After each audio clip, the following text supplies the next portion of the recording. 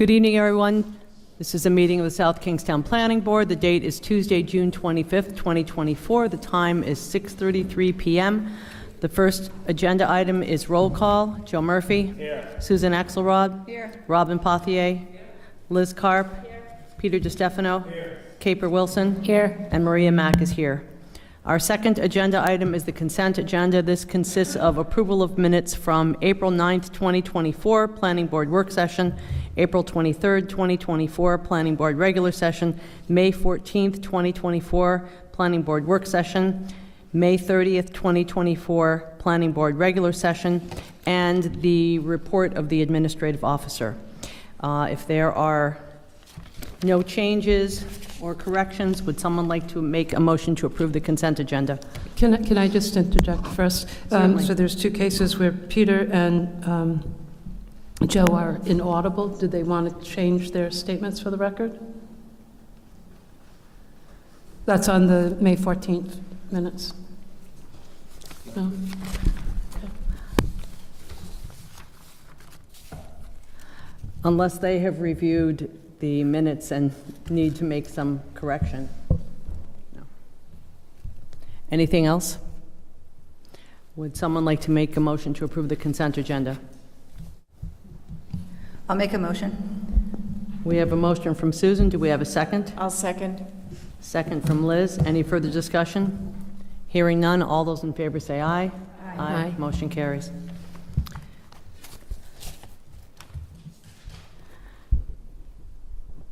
Our next agenda item is a public hearing continued from January 23rd, 2024 and May 30th, 2024, preliminary plan review, major subdivision comprehensive permit, Fieldstone Farm. The applicant has requested an additional continuance to September 24th, 2024. We have a letter. Would someone like to make the motion to continue that item? I'll make that motion. We have a motion from Peter. Do we have a second? Second from Robin. Any further discussion? Hearing none. All those in favor say aye. Aye. Motion carries. Next agenda item, public hearing, combined conceptual master and preliminary plan, major land development, the lots on Columbia. This applicant has requested a continuance to the July 23rd, 2024 meeting. Would someone like to make the motion? I'll make that motion. We have a motion from Liz. Do we have a second? Second. Second from Caper. Any further discussion? Hearing none. All those in favor say aye. Aye. Motion carries. Our next agenda item is a decision on a major multi-household land development project, conceptual master plan review, Green Street Manor. We have a motion in our packet.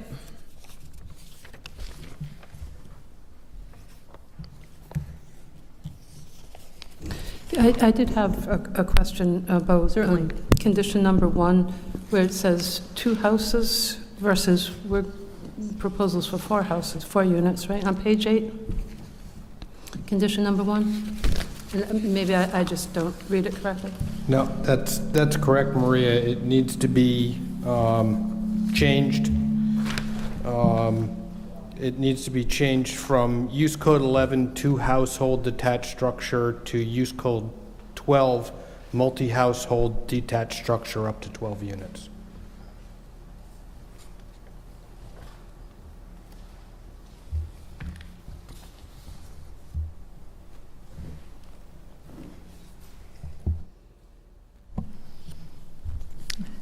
Any other comments, thoughts relative to this motion? Go ahead. I think I recall from a previous meeting that they withdrew their request for a waiver for open space. And it's still here in the motion. I think they had created open space to the south? Yes, you are correct. Okay. So does that need to be removed? That can be eliminated from the findings. Okay. And I have another one. And then on the back page, and it's just a typo, but it says conditions of approval number 3. It has property line AP 49-1, lot 149 and 47. That's lot 147. and not 47. And then at the end of that, I don't know if this matters, but it says Green Avenue, but it's Green Street, at the end of that same sentence.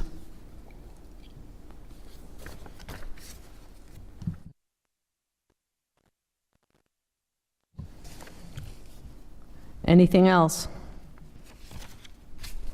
So we have some corrections to the use code, to Green Street, to the lot numbers, and to the waiver request for open space. Is there anything else?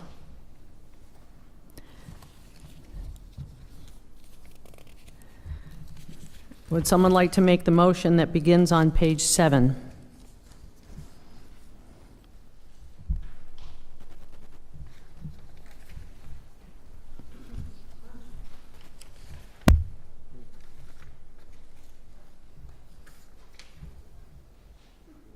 Go ahead, Liz.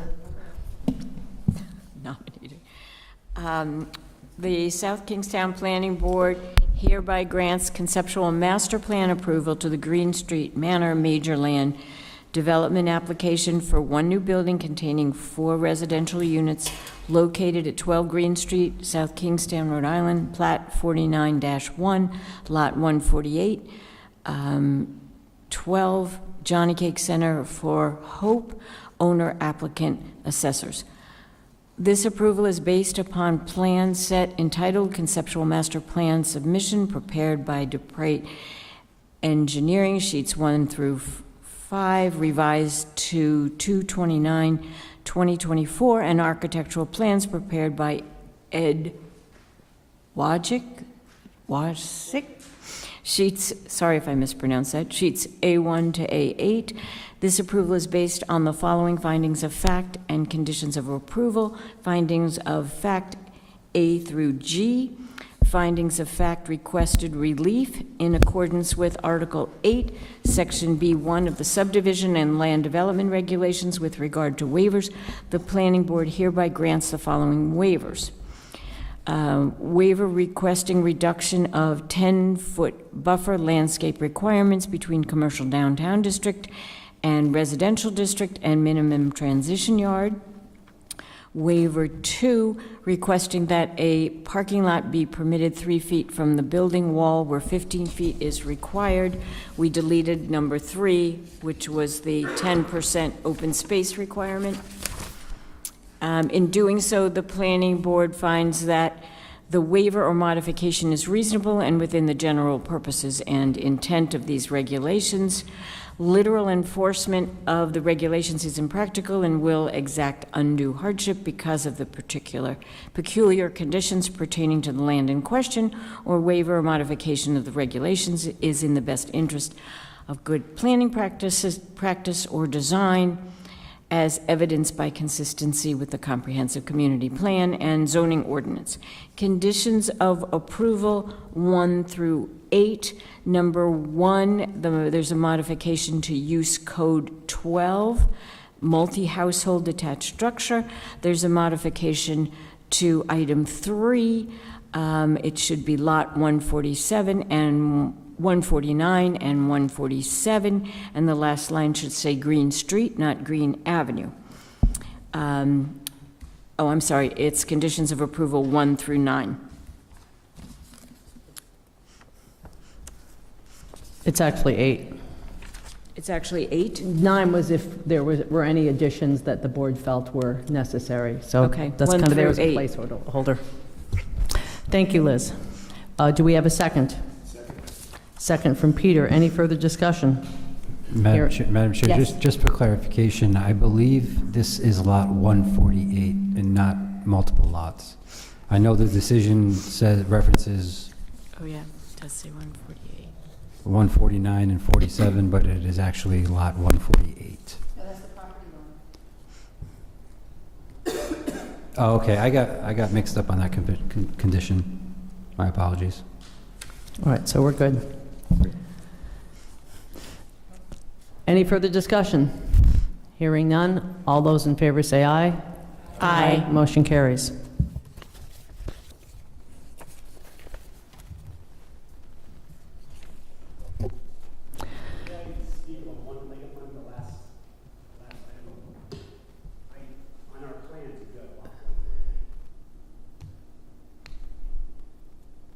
says 148. Yeah. I believe they're referencing the property line between the lots adjacent to it, not the subject site itself.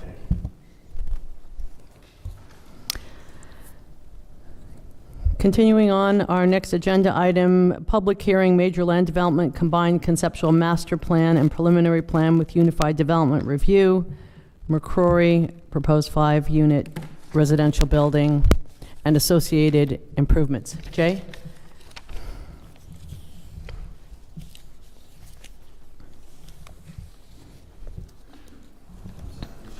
I'm McCrory. I believe we've received a continuance request from the applicant. James, you want to come up and address that?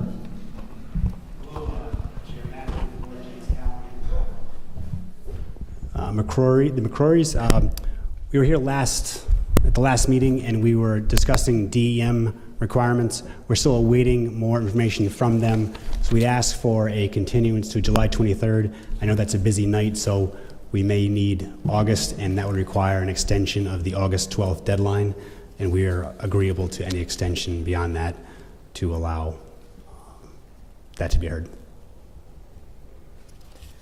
Very good, thank you. Would someone like to make the motion to continue this item?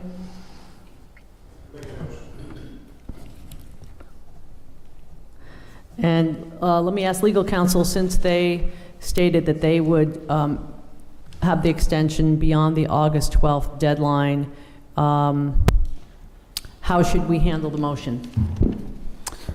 So if you're going to move it to the July 23rd date, as far as the extension beyond the August 12th deadline, if we could just have the applicant put on the record now a date that they're agreeable to and that works for the board, that'll take care of that, and then you can just make the motion.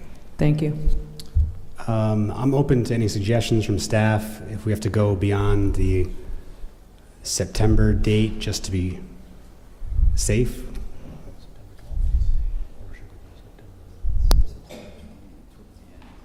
Why don't we just do October 1st? Would you be willing to go to October 1st, just to allow us to hit the second meeting as September if necessary? That makes sense. Okay. So if the applicant agrees to October 1st, you can just make the motion to continue, and that will be the new deadline. Very good. Do we have a second on this?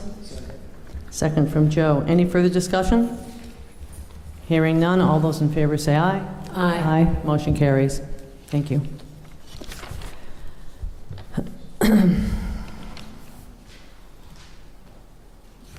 Next agenda item, request for extension of combined master preliminary plan approval, major land development project, Hampton Place full build-out. Request to extend combined master preliminary plan approval for previously approved 4 buildings, 1 existing development totaling 40,000 square feet, full build-out, Tower Hill Road, Chatham Properties. Is there anyone representing the applicant? Yes, hi, my name is Brian King from Crossman Engineering, representing the applicant.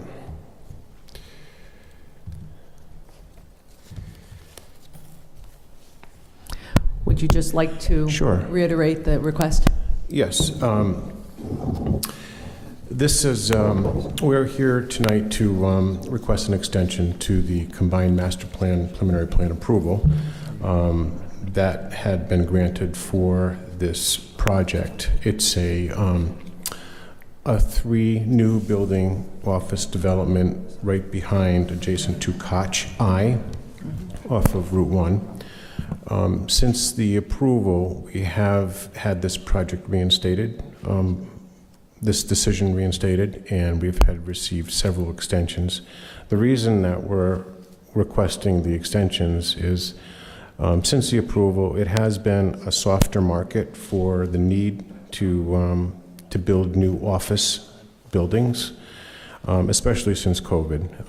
It's been very difficult to find someone that wants to come in under new construction.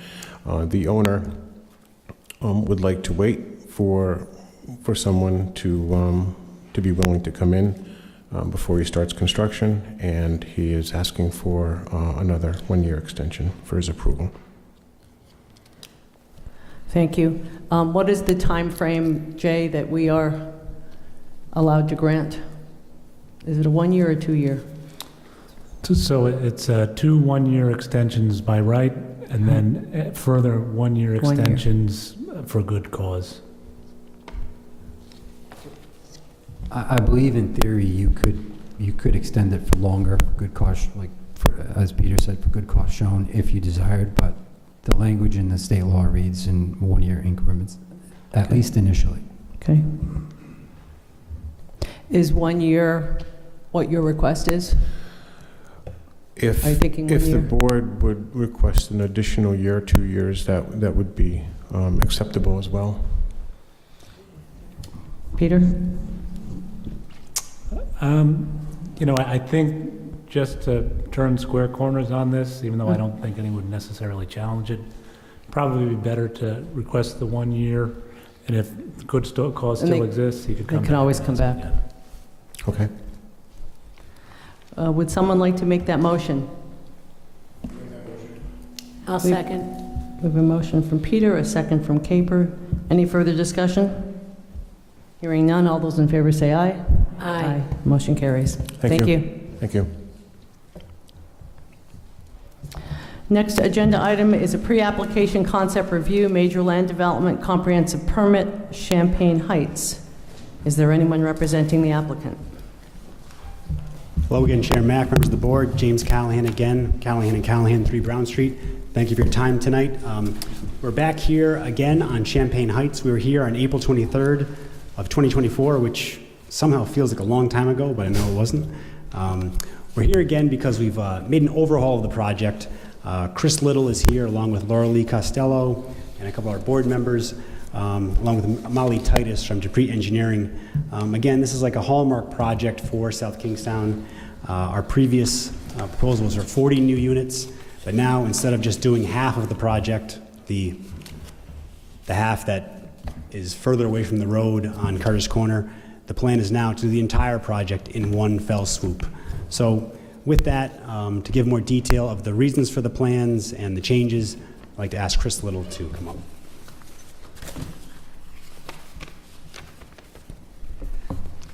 Thank you. I'm Chris Little. I'm the chair of the Housing Authority and also its affiliate, SKHA Services and Development Corporation. So since we were here, we had both what was initially bad news and then perhaps more positive news as an aftermath. Our application for funding to Rhode Island Housing had been denied. And we met with Rhode Island Housing to understand the circumstances for the denial and understand that we were strongly encouraged to refile. And it had to do with the nature of the tax and credit programs that we were funding and some of our revenue sources that we are going to be getting through HUD. So with that, we realized we could make a better project by, instead of having just the issue of the phased project that we had before you, we get by having a comprehensive project, which would be for all of Champagne Heights. And in the course of that, we could have more complete engineering and address some of the issues of drainage and also some of the recreation spaces more completely. And we also had some little positive news at that time, and that one of our goals has been, separately from the 85 housing units, is we'd like to have an expansion of our administration building, which would involve a construction of a community center for organizations like Johnny Cake, Education Exchange, Tri-County Community Action, and the public at large to be able to have access to conference room space and offices at Champagne Heights near its intersection of Curtis Corner, which would mean that we would need to build a new administration building, and Congressman Magaziner is submitting a request with the town's support for a significant grant to come in the next congressional allocation for that purpose. So for these reasons and a lot of other reasons which we can go into detail, it seemed to make more sense to say, okay, let's look at the entire site of Champagne Heights and present it as a single plan. It still will likely have to be constructed in phases because that's how it will likely be funded, but we will have the complete coherent picture of what we intend to do on this site at one time before the town and before the community. So that's what we've done, what we have. With that, I'd like to kind of introduce Jeremy again, who can talk and show you through the slides of the current pictures of what we have, and then have Molly come on and then be available for questions. Thank you.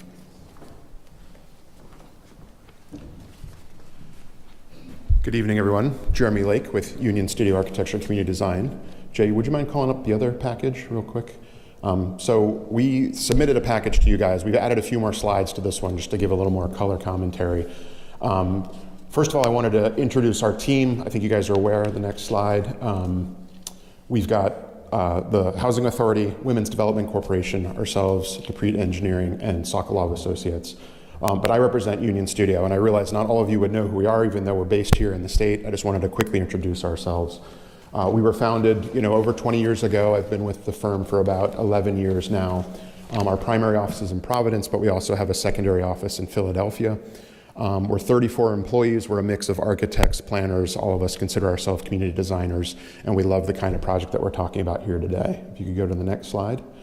We work on a whole range of project types. We've done libraries. We did the Hammett's Wharf Hotel in Newport. We did the Water Rower headquarters in Tiverton, but housing is really our sweet spot. And we do student housing, market rate housing, affordable housing, senior housing. Anything that has to do with housing is really kind of the thing that I think we're best at, and especially bringing those things together in mixed use sort of communities. That's really what we enjoy doing. If you could go to the next one. A third of our portfolio, though, is affordable housing projects, just like what we're here to talk about tonight. And I just show a couple of the examples of things we've done in Rhode Island. Palmer Point in Barrington's the upper left. Shannock Falls in the lower left is in Charleston, which is really two different sites. We did that project with Women's Development Corporation. The lower central image is Pineview in Exeter, also with Women's Development Corporation. The lower right is North Cove Landing in North Kingstown. The middle right is Sweetbriar in Barrington. The upper right is Sandy Woods Farm in Tiverton. So again, we've worked on these kinds of projects around the state, and we love doing these kinds of projects. These are all family developments, family housing, family communities that incorporate little green spaces, you can see in some of the images there. And so again, this is the kind of experience that we bring to bear. It's part of the reason that the Housing Authority picked us to work on this project, is we've done these sorts of things before, and like I said, we really enjoy working on these sorts of projects. If you go to the next slide. I also just wanted to quickly share that we've worked on a number of efforts in South Kingstown, both with private developers, but also with the town itself. So within the past couple years, we've been involved. There's a recent project that proposed a number of streetscape improvements around the various villages. Weston and Sampson was the primary on that, but we were heavily involved. The rendering you can see ghosted behind there was one of the ones that came out of that. That's the Rotary here in Peacedale, trying to show the idea of how you could make that just a more walkable, lovely space, working with the bones that are there. We also recently worked on a big rezoning effort with Horsley Witten Group that led to your new cottage court ordinance. We were the ones that helped kind of do some of those diagrams and things. We've recently been contracted with the town to work on a new study with some of the town-owned parcels. We're working on the new EMS building down in Wakefield, and as I mentioned, we've also over the years proposed cottage courts, a lot of other things. So I just wanted to let you know, we've been here, we've done a lot of work here. We certainly love this community and appreciate working in this community. And I just wanted to relay that. Last time I just kind of jumped right in, and I didn't realize I didn't really take a moment to introduce who we are and why we think we're a good fit for this project. Thanks, Jay. So now back to the site. I think you guys are all aware of the site. We were here 2 months ago, and at the time we were saying the real opportunity was the fact that that lower half of the site wasn't currently developed. The thinking was maybe we do a first phase there, then come back, tear down the rest, do something else. And I think for all the reasons that Chris mentioned, we've said it makes more sense to really think of this thing more holistically. Let's just talk about this thing all at once. That'll actually make it easier for us to build out. It works a little better from the financing standpoint as well. You can go to the next slide. This is just a survey of the site. Again, I think the one thing to note here is when you come in off of Curtis Corner, you actually kind of drive up the hill. The high point is up where it says Champaign Heights, where the first couple of homes are. You can see how it drops back down again, that sort of lower corner, the elevation 142. That's currently where we have some drainage issues. And when we were only addressing one phase at a time, that was one of the challenges that was going to continue to be there. Now we can think about that more holistically and approach that in what we're proposing. So if you want to go ahead to the next slide. So this is the proposed overall development. At the time when we were here last time, we said 40 units there on the left-hand side to replace the 40 existing units. Then we said maybe we'll have another 50 units on the balance of the site. So I think last time we mentioned a number something like 90 units. The scheme that we are showing you here today is 85 total units. That is a mix between 29 two-bedroom units, 42 three-bedroom units, 12 four-bedroom units, and 2 five-bedroom units. So it's mostly 2 and 3-bedroom units. That's where the highest demand is. The grayed out numbers on the right-hand side are those were our targets. Those are essentially what the existing residents on Champaign Heights and Fournier Estates have for homes that we would want to make sure we at least accommodated. So that's what 52 of the 85 units will be for. That suggests we have a surplus of an additional 33 units that the Housing Authority doesn't currently have at their disposal that we'll be able to put online as a result of the full build out of this project. The buildings, as you can see, currently are proposed as a mix of duplexes and triplexes. That was our intention and goal, to try to keep the scale of them more at the scale of a single family home.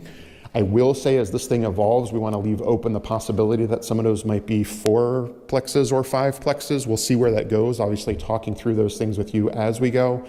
But if you look at the community that's just on the left-hand side of the slide, there is a townhouse development that's immediately adjacent to us.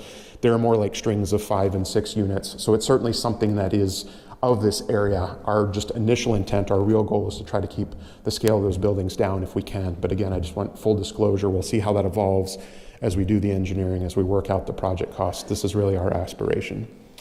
Why don't you go ahead to the next slide? We shared this last time as well. This was just to give you a sense of the scale and character of the architecture. So this is a handful of the buildings that are there in that lower left-hand corner. So again, a mix of 2-bedroom, 3-bedroom, 4-bedroom, and 5-bedroom units are shown here, combined in this case in strings of 2 and 3. You can see every unit has its own front porch. Every unit is conceived of having their own little rear patio. Most of the units are 2 stories, living, dining, kitchen on the ground floor with bedrooms upstairs. The 4 and 5-bedroom units have those little 1-story wings that add an additional 2 bedrooms to get us to the size of units that we require. You can see the goal here is to do a traditional feeling architecture that we think is very much in keeping with the scale and character of this area. Next slide.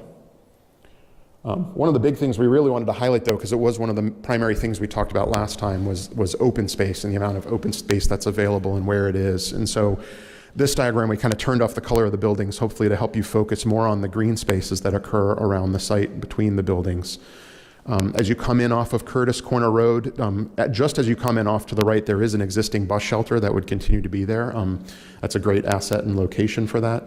As you start to come up the hill on the left-hand side, that first smaller orange building, that's where we're suggesting there might be a new maintenance building. So Chris mentioned the desire to expand on the community building program that's here. One of the thoughts is that if we could move the existing maintenance units out of the existing community center into a new facility, that means we could repurpose and rethink how the existing community building works with additional community features in there.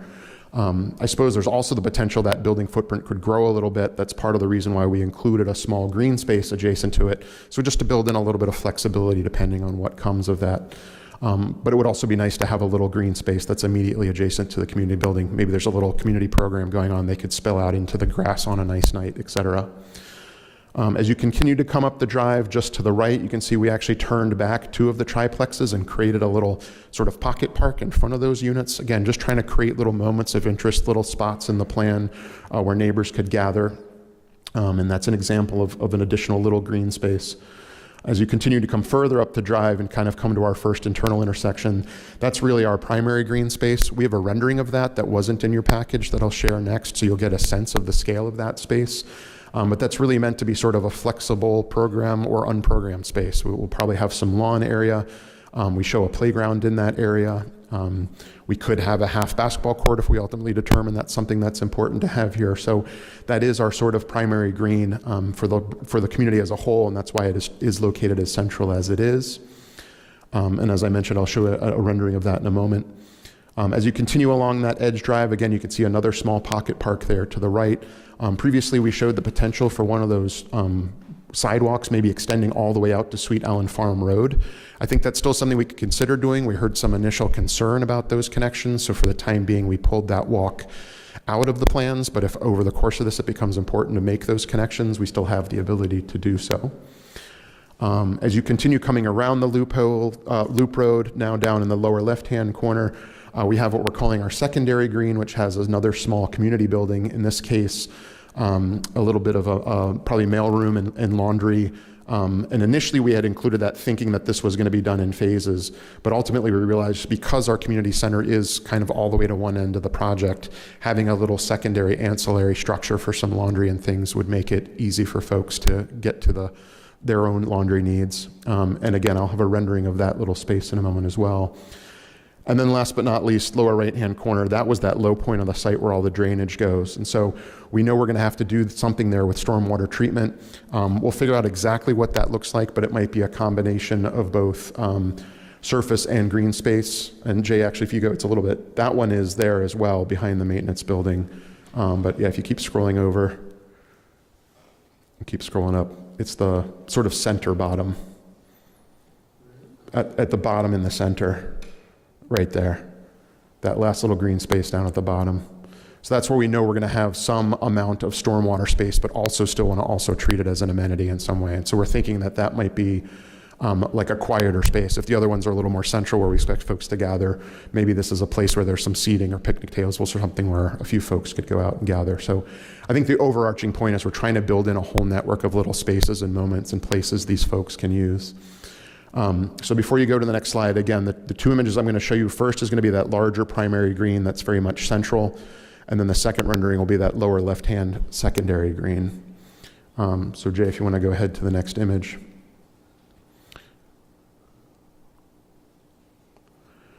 So this is that primary green that's much more central. So again, I know it was hard to get a sense of how big it is. We think it's actually a pretty large space. And is very comparable to the kind of spaces that we've typically included for these communities. Again, you can see the idea of the playground being very visible and centrally located, but you can also get a sense of how there's an additional open space that, again, could be programmed any number of ways. You can begin to see the scale of the buildings relative to one another, how they frame out those spaces, the idea of the front porches connecting to the network of sidewalks and really looking out into those common shared spaces. This begins to give you a sense of how we're addressing the parking. All the parking is on street with parallel parking. Last time we were proposing 1.25 spaces per unit. There was some concern that might not be enough. So we've made sure we have 1.5 spaces per unit in this iteration of the plan. Based on previous experience, other projects we've done, we talked to Women's Development Corporation about that as well. We think that's more than adequate for a project of this type. We could certainly add more parking if we needed to, but it would be at the expense of some of these green spaces. That's why we're trying to make sure we right-size the parking. We don't overdo it. And what else would I point out here? Let's go ahead and go to the last page, which is the second rendering. So again, this is then that secondary green space that's down in that lower corner. So again, you can see that little community building that would have some laundry and some of the mail in it. Again, another space that residents can gather. Maybe this gets programmed in a different way. But the same idea of homes fronting on the streets, the homes connected by sidewalks, really framing out these spaces, keeping an eye on these spaces, making them safe places. And again, with the parking reasonably distributed around, just taking advantage of the infrastructure and trying to be as efficient as we can with that. So that's what we've got to share. Molly, I don't know if there's anything from a civil perspective that you want to point out specifically, but certainly we can answer questions that you guys have if not. But Good evening, Molly Titus, Deprete Engineering, 2 Stafford Court, Cranston. The biggest change from a civil perspective is in looking at this development as a whole, we'll be replacing all the utilities. When we were trying to bifurcate the project and just develop the rear of it, we would have been reusing portions of the existing utility networks for sewer and water and trying to piece it together. So this design as a whole will yield a better project for the entire area. We'll have more connectivity, equally spaced hydrants, and creating a network of utilities that is all new. So we're not having some homes serviced off of 25-year-old utilities or more, and some off of new. When we did the capacity analysis for the original expansion, it accounted for keeping the existing homes in place. So there's still plenty of utility capacity for this development as it basically replaces what's existing plus what was proposed before. So the totals are about the same number of units and users. As far as engineering, as Jeremy had mentioned, the stormwater has that one low point adjacent to one neighbor that does feel the effects of that. And this new plan will allow us to alleviate that sooner rather than later and address that stormwater issue as a whole for this site. The existing parcel has no stormwater controls at this time, so this project will allow us the entire site to be treated for stormwater quality and quantity, as opposed to just the new lower areas. So from engineering, doing the whole thing at once is certainly preferable and will yield a better product. Thank you. Thank you.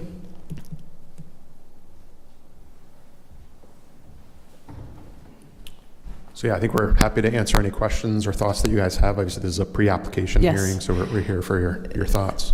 Thank you. As this is a pre-application, it is basically an informal sharing of information, questions, thoughts. Anyone want to begin? Go ahead, Robin.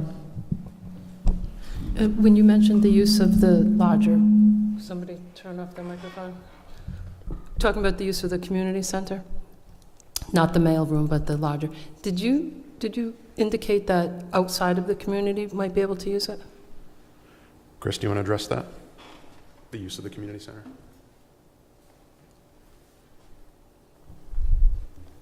And Chris, just restate your name. My name is Chris Little. The community center that we're talking about is envisioned to be essentially a conference room, approximately, which would hold 20 to 30 people, 3 offices, a couple of gender-neutral restrooms, and a small kitchenette that would be connected to the administration building. Its primary function is to allow us to have a place for agencies that are available and want to provide support services for people who live in our community, a place where they can provide those services in confidence, but also to make it available, much as one might have, for example, at the Peacedale Library, if people in the community need a place to meet, that they could meet by having it go through the Housing Authority offices. That's the intended use. Okay, I think that there was a recent project with the Johnny Cake Center where they took building space to be a place where teens could hang out. I thought that was a really good move. I'm not sure where teens would hang out in this design. This would not be an interior place for teens to play. This would be primarily a place because, as I said, we've had a number of agencies, be it Tri-County Community Action, Tides, Johnny Cake, places that want to meet with our residents and continuing education, GED programs. There's just no place to do it right now. And that's the first and foremost reason we are adding it. Sure. Okay, and then my second comment would be, what's the backup plan if 1.5 parking spaces per unit isn't enough? Are you going to end up losing your green space, or do you have a plan that it's not going to take away your green space? Well, first of all, after we were here before you in April, we actually we had staff actually do a physical login of different times of day, different times of week, as to how many parked cars were parked at Champaign Heights at the current property. And the number was close to 1. It was right around 1. That was the ratio we had. And that was the basis that we originally had. We assumed it was close to that number when we came in at 1.25. And we really do not want to be adding asphalt that isn't needed. We do have backup parking that is available that would be at the administration building that's going to need to be available for the community, which would be some additional backup. But our intention, first of all, is to provide the parking that is needed and not have more parking, so that we simply have either substituted parking for green space or for housing. And I completely trust you. That figure just really surprises me. Well, it's not that uncommon, as Jeremy just said, in terms, and Frank Shea, who is the executive director from Women's, can talk. They have quite a few family housing units, and they can talk about what are the needs in the community. So we really aren't talking about people that have 2 and 3 cars, by and large. If I may, Chris, I'm Frank Shea from Women's Development Corporation. Sure. Speak into the mic, please, and restate your We name. heard that concern in April. Okay, sure. Frank Shea, Women's Development Corporation Executive Director. We heard the concern in April about the parking, and we have 2 projects close by here that serve pretty much an identical demographic population and the same kind of unit size. And so we went and surveyed, as Chris did, and we looked 4 different times for each of these, like at 2 in the morning, 7 in the morning, at 4 different times to make sure it was representative. And we were, on a per unit basis, kind of half of the 1.5 that's provided here. And on a per bedroom basis, it was a little bit close, but it was still very much below the 1.5 per unit parking spaces that'll be provided at this space. And so we're very confident, and it will become a nightmare for us if we are wrong on this, but it feels very, very safe, the number that we're proposed here. I think, Robin, a lot of the projects that we've seen before, when it's a market rate unit, it's two cars, and that seems to be pretty much the minimum. But when it's affordable housing, it's typically less. And a place when it's 100% affordable, and then, yeah, I would think that the 1.5 cars would be more than significant. I do have a question for Peter, though. If this is owned by the town or the housing authority, what are the deed restriction requirements that it counts as affordable housing towards our 10% goal? So it would be the same deed restriction requirements that would apply in any comprehensive permit application? That if it's restricted with the same income limitations that would apply that you'd see in a ordinary comprehensive permit application, that would count towards the town's 10% goal. So I guess to the applicant, what is the deed restrictions that you're proposing as far as the number of years, and then also hopefully the distribution of AMI?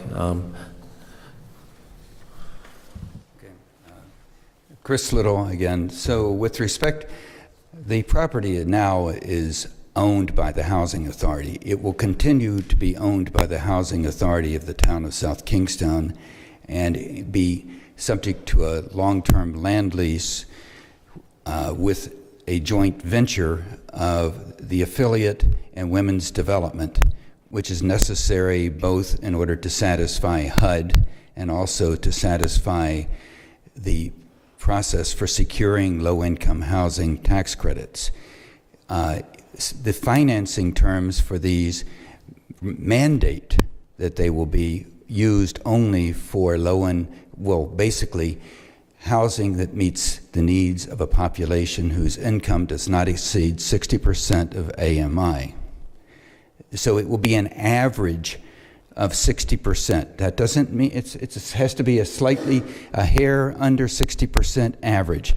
So we can have, and we do hope to be able to have some housing for those who might be at 80% of AMI, so we can have more workforce housing integrated into this site, so long as the overall average of the residents does not exceed the 59%. So we can't get financing if it's not going to be for this purpose. And the Housing Authority, and under how we've structured this, is the Housing Authority will continue to own the land and will only lease it for this purpose of providing affordable housing. So that was all very positive. But what I didn't hear was the deed restriction.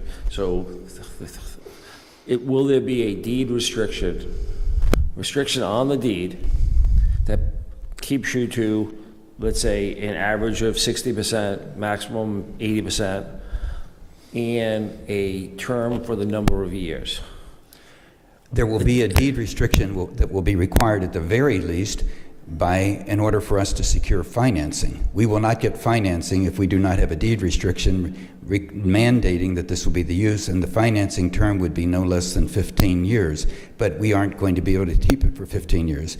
I mean, as far as having a deed restriction beyond that, I think it's probably redundant with the fact that the Housing Authority has received the land from HUD and then therefore the Housing Authority itself isn't going to allow it to be used for anything other than, the point is we can have a deed restriction if we need to have a deed restriction in perpetuity. That's not an issue because the intention is this property was only ever going to be used for this purpose, for low and moderate income housing. All right, so yeah, I think what I heard from Peter is that we have to meet the same requirements as the statewide comprehensive permit, which would require a 30-year deed restriction. A longer deed restriction would certainly make everyone happy because then we would, even though you said nothing would ever else, then we would know that the town would have these affordable housings for at least 99 years. Yeah. Well, we're right now looking at the fact of having a minimum of 75-year land lease, which would have those kind of conditions. So if we're talking about having a deed restriction that is commensurate with the land lease, I can't see that that's an issue because it may be a little redundant, but we have no issue at all about having a long-term restriction on the use of this property for low and moderate income housing. Okay. Just going to add, Frank Shea again from Women's Development Corporation. There'll be a number of different funding sources that will be involved in this project, probably 8 to 10 minimally. All of them will come with deed restrictions. A minimum typically of 30 or 40 years. As Chris said, the mission of their organization is to provide affordable housing. Our organization's been around since the late 70s and has never had a unit that we've developed for rental housing that we've sold and 100% affordable. So the funding restriction will put a deed restriction. The funding that comes to do this will ensure there's a deed restriction on these, as well as the intention of the organizations involved. Like, I am certain that the 85 units developed here will count towards the 10% goal as the state defines it.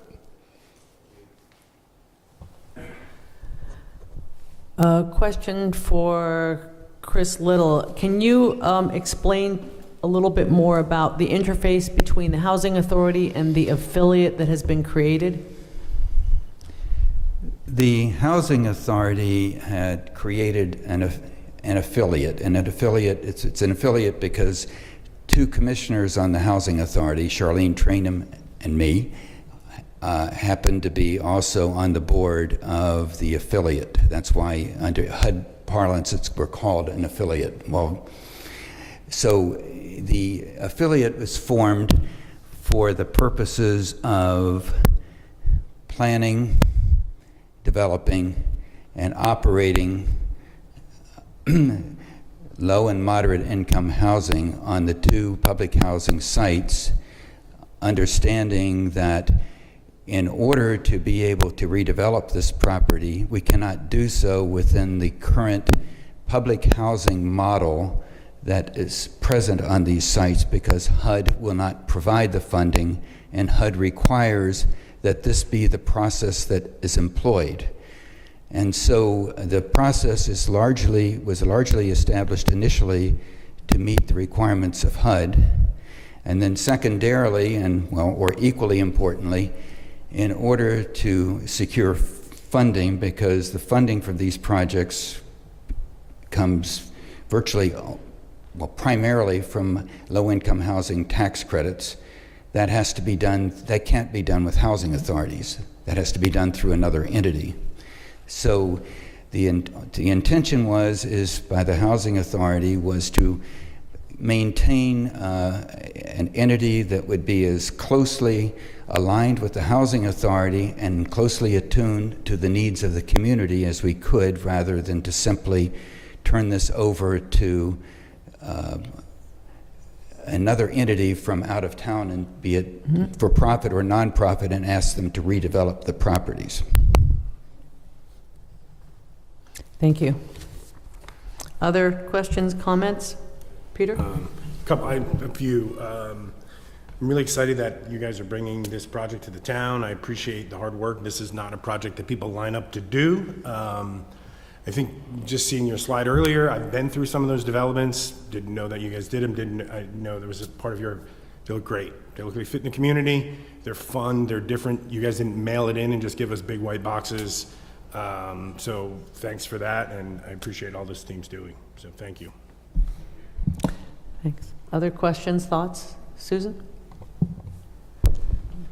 I have a couple of questions, and I'm not sure who would be the appropriate person to ask about that.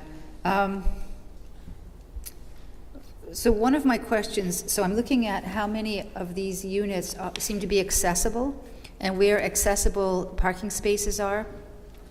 And I know that you know your math better than we do, but I also, I think, wanted to ask if every parking space would be generally accessible. No matter where you live in that unit, could you park in front of your house and manage to get onto the sidewalk? Or how many of the units will have low thresholds? Like, what is the accessibility of the whole operation? Yeah, so the requirement from funding is a minimum of 5% of the units need to be accessible. So we've made sure that we have enough units to accommodate that. And then we located accessible parking spaces adjacent to the units that would be the accessible units. So that proximity exists. I think for the rest of the community, the intention, at least currently, is that there's the street parking, that we then would have a linear tree strip, and then we would have a sidewalk.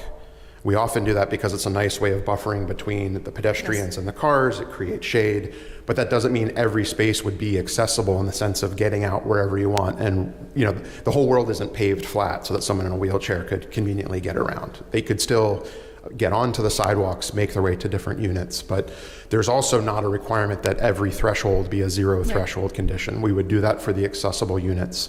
We don't typically do that for all of the other units for a variety of reasons, partially the grading, it doesn't always work out that way. We also find porches are a lot nicer as a person using it if you're a little bit off the ground. So even ideally, if you aren't concerned with visitability, which is an important consideration, having a little bit of grade separation is useful. So I think that's where the fact that there are community spaces, the folks that we know have the needs will have the units that address those needs and can welcome visitors. It's how we kind of try to balance and find a reasonable middle ground between how accessible, how visitable, how safe it feels for everybody else. Yep. If that makes sense. So if I were in a wheelchair, could I go from the street onto every sidewalk as opposed to stepping onto a curb? Are they all ramped so that people can wheel up onto all the sidewalks? Yeah, so all the public ways will be fully accessible. Okay. Yeah. Thank you. So before you sit down, I think my other questions are for you too. Yeah. Could you tell me the percentage of open space that you ended up with? We didn't calculate a percentage of open space. We could certainly do so for the formal application, but yeah, Okay. we didn't run a number. And then do each individual units have laundry? No. So there's common laundry. There is already laundry in the existing community building that would, we imagine, continue to happen. Okay. And that's why we're suggesting there be a secondary set of laundry machines in the smaller community building that's on the left-hand side of the plan. So between the two of those, you feel comfortable that 85 households would have access to laundry? That's correct. Okay. Yeah, we'd be required to make sure we had enough laundry for all the residents. Well, I think I understand that the laundry being added here is a fairly new development.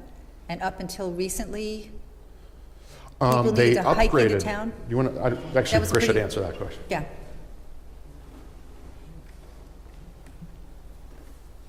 This is Chris Little again, approximately 2.5 years ago, a laundry opened up in the administration building, which has 6 commercial grade washers and 6 commercial grade dryers, and that has been welcomed by the residents, and it also has security, but they can access it during pretty lengthy hours. And because we are expanding, we need to have additional laundry facilities. I think from a variety of reasons, including operations maintenance, plus sizes of units, and keeping cost under control for the units. And in view of the experience, particularly with women's development, for example, we felt that having the common laundry is the better long-term solution to addressing the need. Okay, thank you. And I have one last question, which I'm not sure about this. So there's a document here in my package that says that we will have 7 children in this development. And I'm looking at 226 bedrooms, and I think there's some funny math going on here. But I wonder how many children you expect to be in this development. And yeah, there's a document here that has 6.8 school children, so 7 children. So yeah, I don't know about this, but could you just tell me how many? Yeah, I'm not sure either. I don't know who on our team is best to answer that. It will certainly be more than 7 children. I think so. Which document has the 7, out of curiosity? I don't know which. Oh, I feel like I'm like throwing somebody under a bus. What's that? In the narrative? Okay. Yeah, We will- it's a Dupree document. We will make sure that there's an appropriate calculation of expected number of children with our application. Thank you. Susan, I think what it says in there is they did a town-wide average number, and Okay. I think when you actually have 40 units there, you can do a more specific calculation or based on other housing authorities or similar properties that would be more realistic. Yeah, and again, And I'll- 52 of the units are designed specifically for the 52 families we know about. So for a good percentage of them, we would, in theory, know exactly how many kids there are. So The it'd be, math is based on 31,000 households, but we have 31,000 souls in this town, not households. I think that's where the math got funny. we'll clear that all up. Before you sit down, can you go back to the image that shows the central green? Yeah.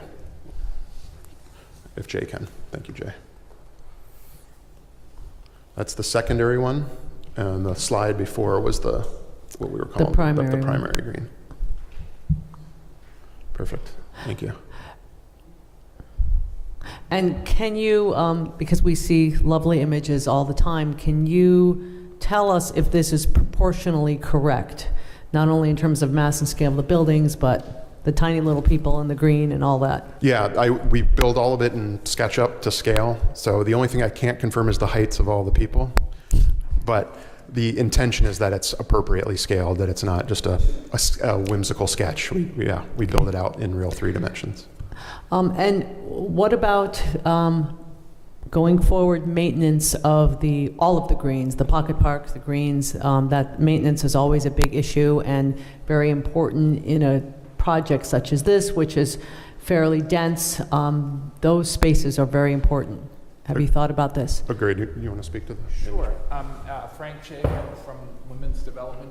Frank Shagan from Women's Thank you. Development. By the 5th time, I'll remember to speak into the mic. We, as part of the property management services on all our developments, provide on-site, there'd be somebody on this site from our staff, somebody on this site from the Housing Authority staff on a daily basis. Generally, things like landscaping, snow removal are contracted out and augmented by, staff on with our organization who are on the property management team. And as you go forward with your financing and sort of long-term financing, have you allowed for this Yes. in the future? That's Yeah, definitely. And Often an issue. operating budgets for a project like this are, receive a great deal of oversight from the investor, from Rhode Island Housing, from HUD in this case. And so, we will ensure that there's sufficient resources to, keep those, looking as good as they do in the drawing. Thank you.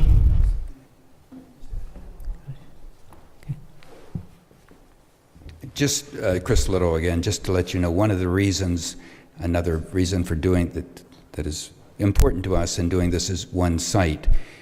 While it requires a bit more complication in terms of short-term actions with HUD, this will be part of a process in which we will be securing approval from HUD for what's called the repositioning, that is moving all of the public housing units into this new housing entity, which with that would be a transfer of the housing assistance.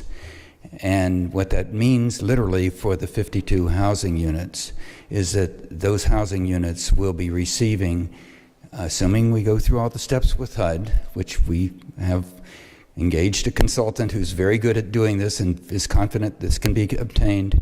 We will be receiving from HUD essentially project voucher income for these 52 units, which is at fair market, close to fair market rents, which is much higher than most of the landlords in this community secure. Now, we will not be getting that for the other 33 new units, and that's going to be something we're going to be dealing with separately, just to let you know. But for those 52 units, we're going to have an additional revenue stream, which is very important to us in our financial planning, to have the resources available to provide the proper level of maintenance, long-term capital improvements, and also programs that we want to have implemented. Thank you. I would imagine logistics of this and that type of transition will be very challenging. Well, there are many pieces. Right. Other comments, questions from board members? Go ahead. Is the historic cemetery entirely outside of this property? Jeremy Lake, I did at that time. Yes, as far as I understand, it's outside of our property. Yeah.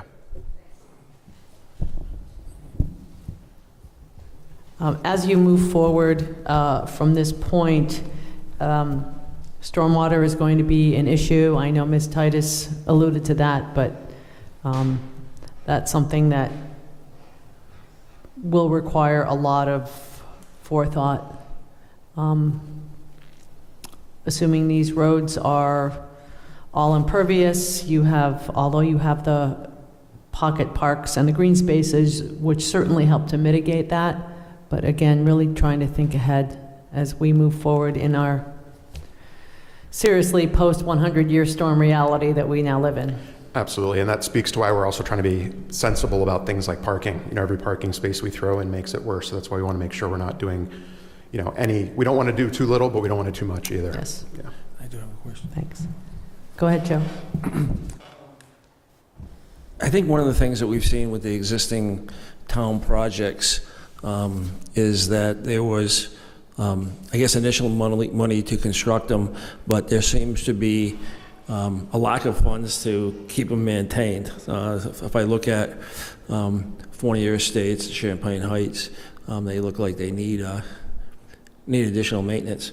I'm hoping that when you come back in front of us, maybe you could provide us maybe a little document on what you did as far as the design, the construction, and the selection of the materials that is designed for long-term sustainability and low maintenance.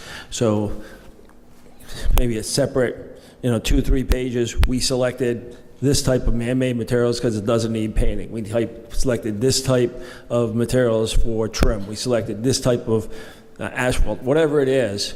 But if you could come with something to convince this board that this is going to be long-term, low maintenance, that would go a long way. Yeah, I think we're happy to do that. The key word there was low maintenance, not no maintenance, which is what I think everybody wishes were the case, but there's always some degree. But I think we can definitely address our strategy and our plan for that and how we've had success in other developments and working with people like Women's Development Corporation to address that. Had there been any conversations about solar on any of the Yes. buildings? Yes, and because of the change, we were in early discussions to try to engage a solar contractor early on in terms of maximizing solar utilization, at least for common areas.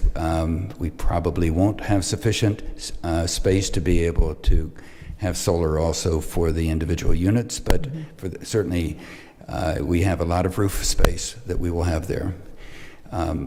Just one other point here in terms of your question, Mr. Murphy, is that when we submit our request for funding, we have to document how our revenue stream is going to have a sufficient cash available in given years to meet the capital requirements to maintain the properties. Otherwise, we don't get funding. So we will have that type of document readily. We're going to be preparing those kind of documents in any event, which demonstrate that the money will be there on top of the types of materials that are basically being used for construction. Just one thing which I forgot to mention here, which is When we were here before, we were talking about a schedule that we were still trying to hope. At that point, we were needing to be able to satisfy Rhode Island Housing that we could secure approvals by, at that point, the October-November time period. While that we don't need that, we need to be in a position, and we know it's a lot of work on our part, but it's also, we're just kind of alerting you to this, that by early next year is when we will be needing to go back to Rhode Island Housing to be seeking an application for funding. And one of the questions they're going to want to have is, where are you in terms of your town permits? So we're going to be needing to try to make as much progress as we possibly can by that time in order to enhance the ability to secure the funding, because really, while there are other smaller funding streams, if we can't secure it through Rhode Island Housing, we really can't do the project. Thank you. Before you go, this might be too much of a level of detail, but have you thought about having some kind of, say, an EV shuttle for residents, thinking about going to the laundromat when it's 10 degrees in February? Well, you know, we already have available in this community Ripta Flex. Well, no, but they come in and it is a regular place on their stop. And they will, in terms of the zone, it is one of the places that they regularly come every day. And the answer is we probably, at this point, we have not considered that because of the operational cost, and also because in terms of the existing residents, there really hasn't been that much request for it, if any. And certainly not in the 3.5 years I've been involved in the Housing Authority. Maria? Along those same lines, I have a question about the handicap units. Have you considered at all putting laundry facilities in the handicap units just because of the distance to the central laundry facility? Yeah, we've not gotten that specific in the details, but Okay. it's an Something interesting to think suggestion. about. Yeah. And before you sit down, has there been any thought to community garden space? We Or is haven't that talked about something- that specifically. There's certainly a number of areas where we could consider that if we thought that was something that folks would like. I do think with all of these spaces, there's another layer of programming that hasn't happened yet that should happen. I think that's a good example of one. I think the question, I'd be curious to find out from Women's Development Corporation and others, how often are those used? Is that a good use of some of the public spaces? Because we've seen a mixed, some communities love it and they use it all the time. Other communities never really use it, and you have these kind of weeds kind of off in the corner. So I think it's something we should talk about. I think there are plenty of places that it could go if that was something that people were interested in. Yeah. Any other thoughts, comments? Thank you. Thank you. Next agenda item is pre-application concept review, minor subdivision with Unified Development Review, Comiskey Minor Subdivision. Is there anyone representing the applicant?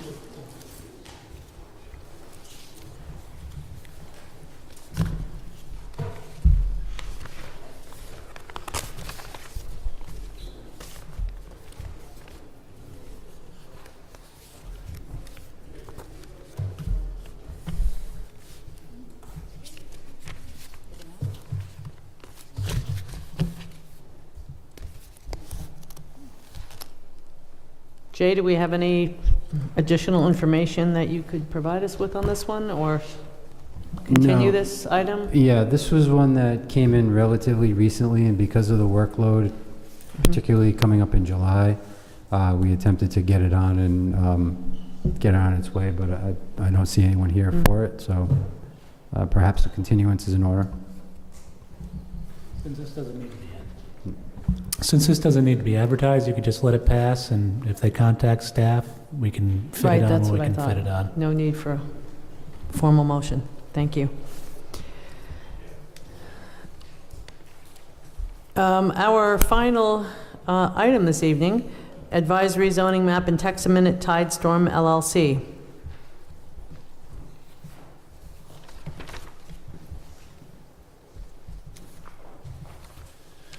Good evening, Madam Chair, members of the board, Attorney Matthew Leander on behalf of the petitioner Tidestorm LLC.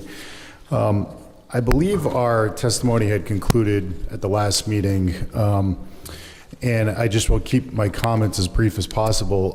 I understand that there was a staff memo and draft motion prepared for this evening, and you may recall at the last meeting, my client had testified at length in regards to the need for a 7-barrel system.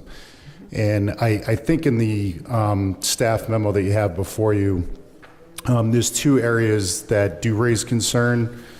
I think it's on page 2. There's some discussion about a 5-barrel system under the heading brew pubs on page 2. I think the second paragraph under the brew pubs heading. It does talk about staff suggesting that the brewing component and associated equipment to be limited to no more than 5 barrels. And then on page 3 in the subjective criteria, number 4, it talks about limiting it to no greater than a 3-barrel system. Respectfully, I understand the need to limit, the size of the system, but based on the testimony that my client had presented, really it's not economically viable for the project that he's proposing as a test kitchen. Creates more waste, additional environmental concerns. It really needs the space and the capacity to have a 7-barrel system. And we can propose that through the special use permit process, justify the need and present additional testimony and show the design and the plans of what it's going to look like. I think it was you, Jay, that brought up one of the local breweries and what a 7-barrel system looks like, and there were some pictures of it. It is a fairly condensed system, but really I can almost guarantee you that we're going to be seeking a variance from that 3 or 5-barrel system requirement if it's required. I just don't want to go down that road if we don't have to. It's really important that it's a 7-barrel system to make it economically viable. And of course, during the special use permit process, we can go through the design, show you what it's going to look like, where the storage is going to be, and explain those needs. The only other concern that we had, we're generally in agreement with all of this. We had submitted an amended ordinance proposal in line with all of these conditions except for that one item. The only other item of concern, I would say, is item 8 of the objective criteria on page 3. There is a requirement, or a suggestion anyway, that the waste product be physically removed from the property within 24 hours of being generated. We would suggest at least within a reasonable time or weekly. My client has sewage tanks now, and he's not required to remove those within 24 hours. So I think, again, we respect staff's comments and what the purpose of that is, and we're not objecting to having a requirement in there. But I think a reasonable time, possibly weekly, bi-weekly, have a contract with somebody to pump it out of the tanks.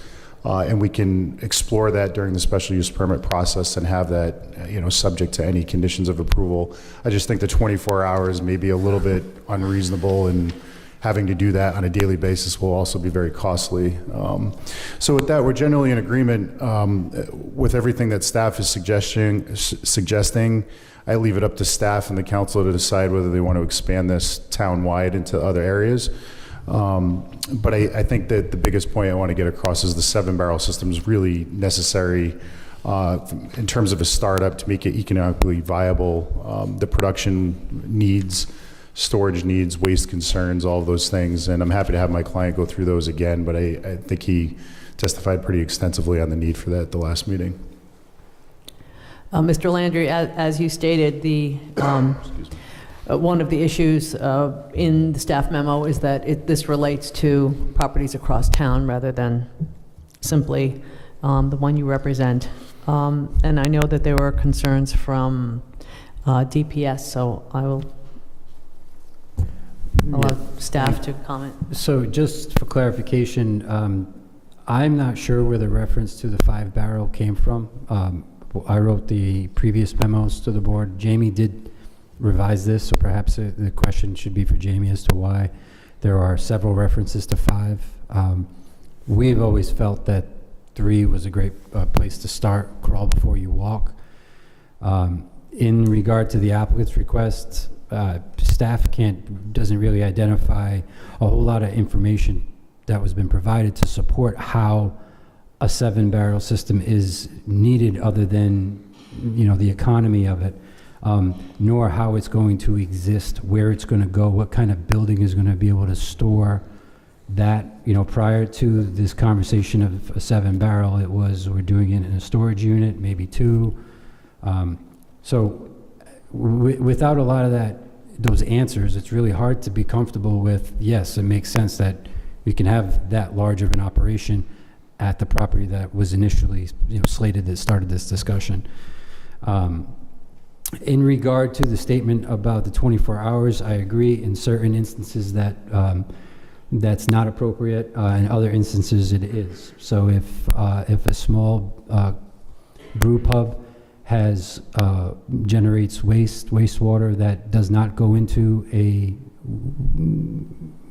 treatment system, and they choose to store it in a drum or however they decide to do it, then I think the 24 hours is definitely applicable, because you don't want that stuff hanging around baking in the sun. However, if it's kept in a storage tank or something that's a little more permanent and protected and not out in the elements, I think certainly there's some room for negotiation there. There is concern with public services in regard to sewer. Public services has reiterated that the town does not have capacity in the sewer system to take on pretty much any new type of brewery service without improvements to the treatment plant to increase the capacity. We're limited by capacity, and as far as I can tell, there's very little wiggle room in that assessment. That doesn't say that an applicant can't get creative and do holding tanks or get some other type of approval so that it's not going to the sewer, or permitted through the OWTS or whatnot, but applying it across town is a little bit problematic. So the language I believe that Jamie put in attempted to allow it with the understanding that there's going to have to be some discussions with DPS as to how the waste is going to get handled, how the byproduct would be handled. But to go back to the barrel limitation, I do think in this instance 3 barrels is reasonable, and with the intent that after a year, after granting the special use permit in a year of the business, that you can show how it works and how you're going to continue to grow and not adversely impact the neighborhood or the neighbors or the function of the existing property. What do the existing breweries do with the waste now? I believe they're all on sewer, or most of them are on sewer.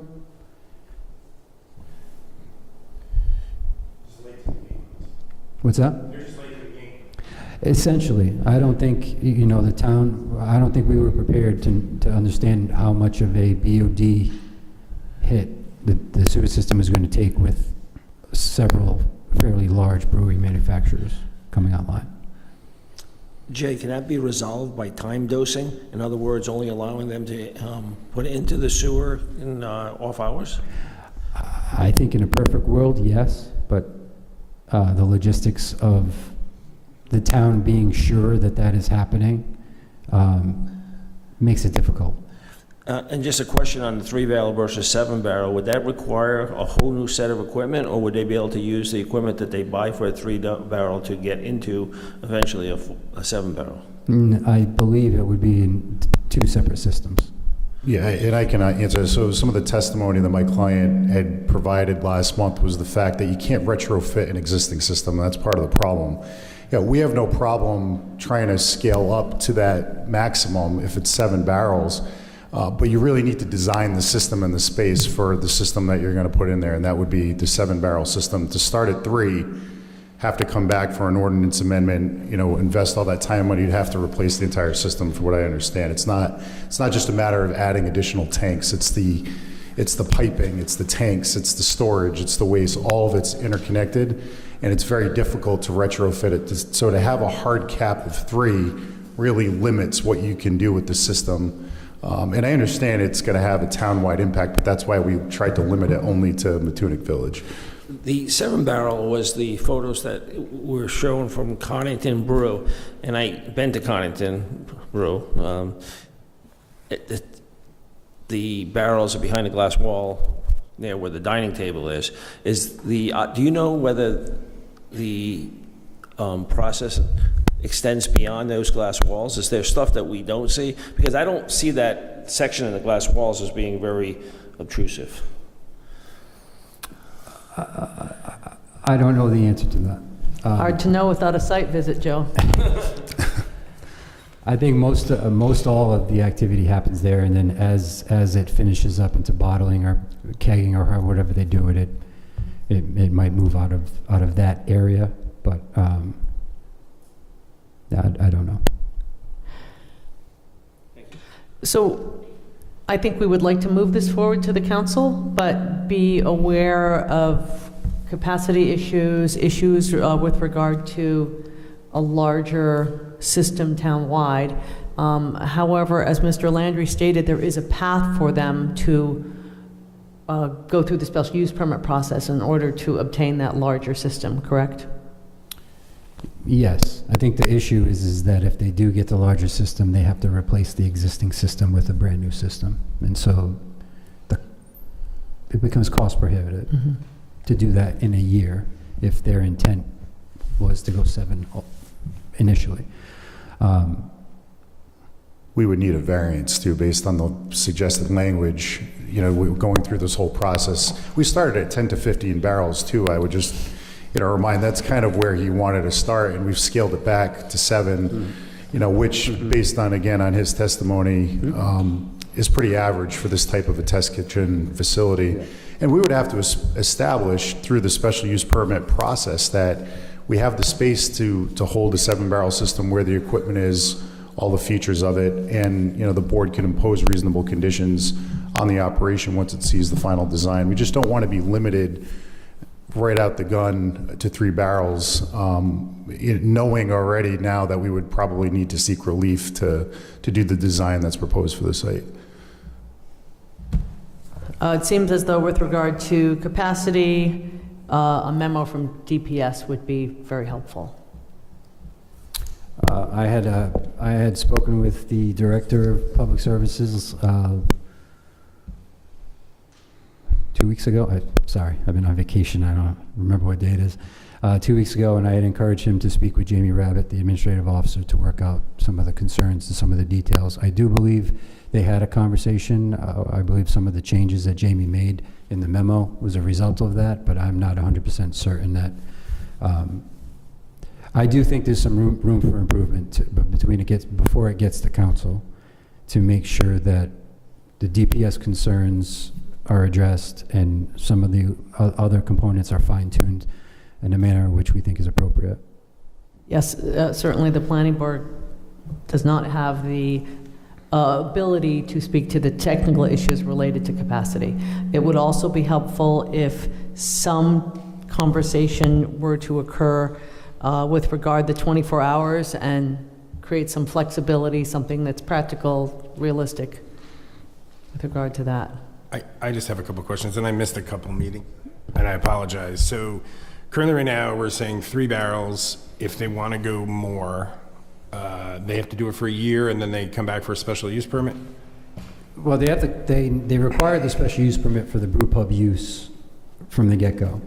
And the intent of what we were trying to say was you start with 3 barrels, and then after a year, it doesn't articulate this, but after a year you come back and say, oh, we want to go bigger. This is how we've been working over the last year. This is how it works. Everything's great, and this is how we're going to expand. Ideally, that would make sense. You show how you can be successful and how it operates, and then when you want to get bigger, you've got justification for it, and there's a comfort level that the property can accommodate it. I guess I have a question. If the applicant is saying that 7 is the number that works, does anyone know if there are brew pubs out there that do 3, or is this just a kill it right now? It's not a killer right now. It's an attempt to try to create an opportunity where there isn't one. And yeah, but I guess I'm just saying is there one out there that has 3? Like if everyone looks at it and says it doesn't make any financial sense to do, then we're killing it here. Unless someone wants to do it for fun, they'll do a brew pub on their own. But if it financially doesn't make any sense, I don't know. What's the point? So, if I can just elaborate just on how we got here. So with the 3 barrels, the intent was, in looking at the applicant's request and using the property as saying this is what he wants to do, it's really difficult for me, doing the research that I did, to justify why a 7 barrel is required for a pizza restaurant that is not sure. They're trying to get a brand established, and they're trying to do this, but they're not really sure, but we want to go gangbusters and do 7. To me, it's a little bit much. So I was just trying to ease into it by saying, all right, look, let's try it and let's see how it works. Because to me, for a property for the subject property, that would be reasonable to me. Yeah, and I guess what I'm trying to understand is, like, when we use this number as 3 as this arbitrary number, is it a square footage concern? We're taking up too many square feet? We have to make the building too big? And we're saying if we start with 3, we're dating and testing this out, and if it seems like it's all working, we're going to move forward or something. I guess some of me is trying to understand it. Are there brew pubs out there that have 3? And if not, because it's not economically viable, then no one's going to do it. So I'm just trying to wrap my head around. And where did this 3 number come from, and what is the basis of that? I guess, is it a square footage size? The 3 came from the research that I had done that indicated that most brew pubs or people that are getting into that aspect of it, that's where they start. It's a lower investment. It's a manageable operation. You get into bigger equipment, you're talking about more product, more of everything. It makes it a little bit more difficult. And obviously, there is a square footage concern. I mean, if we just go back to the pictures of the Coddington brewery that we put up last week, you can see that those 7-barrel systems are tall.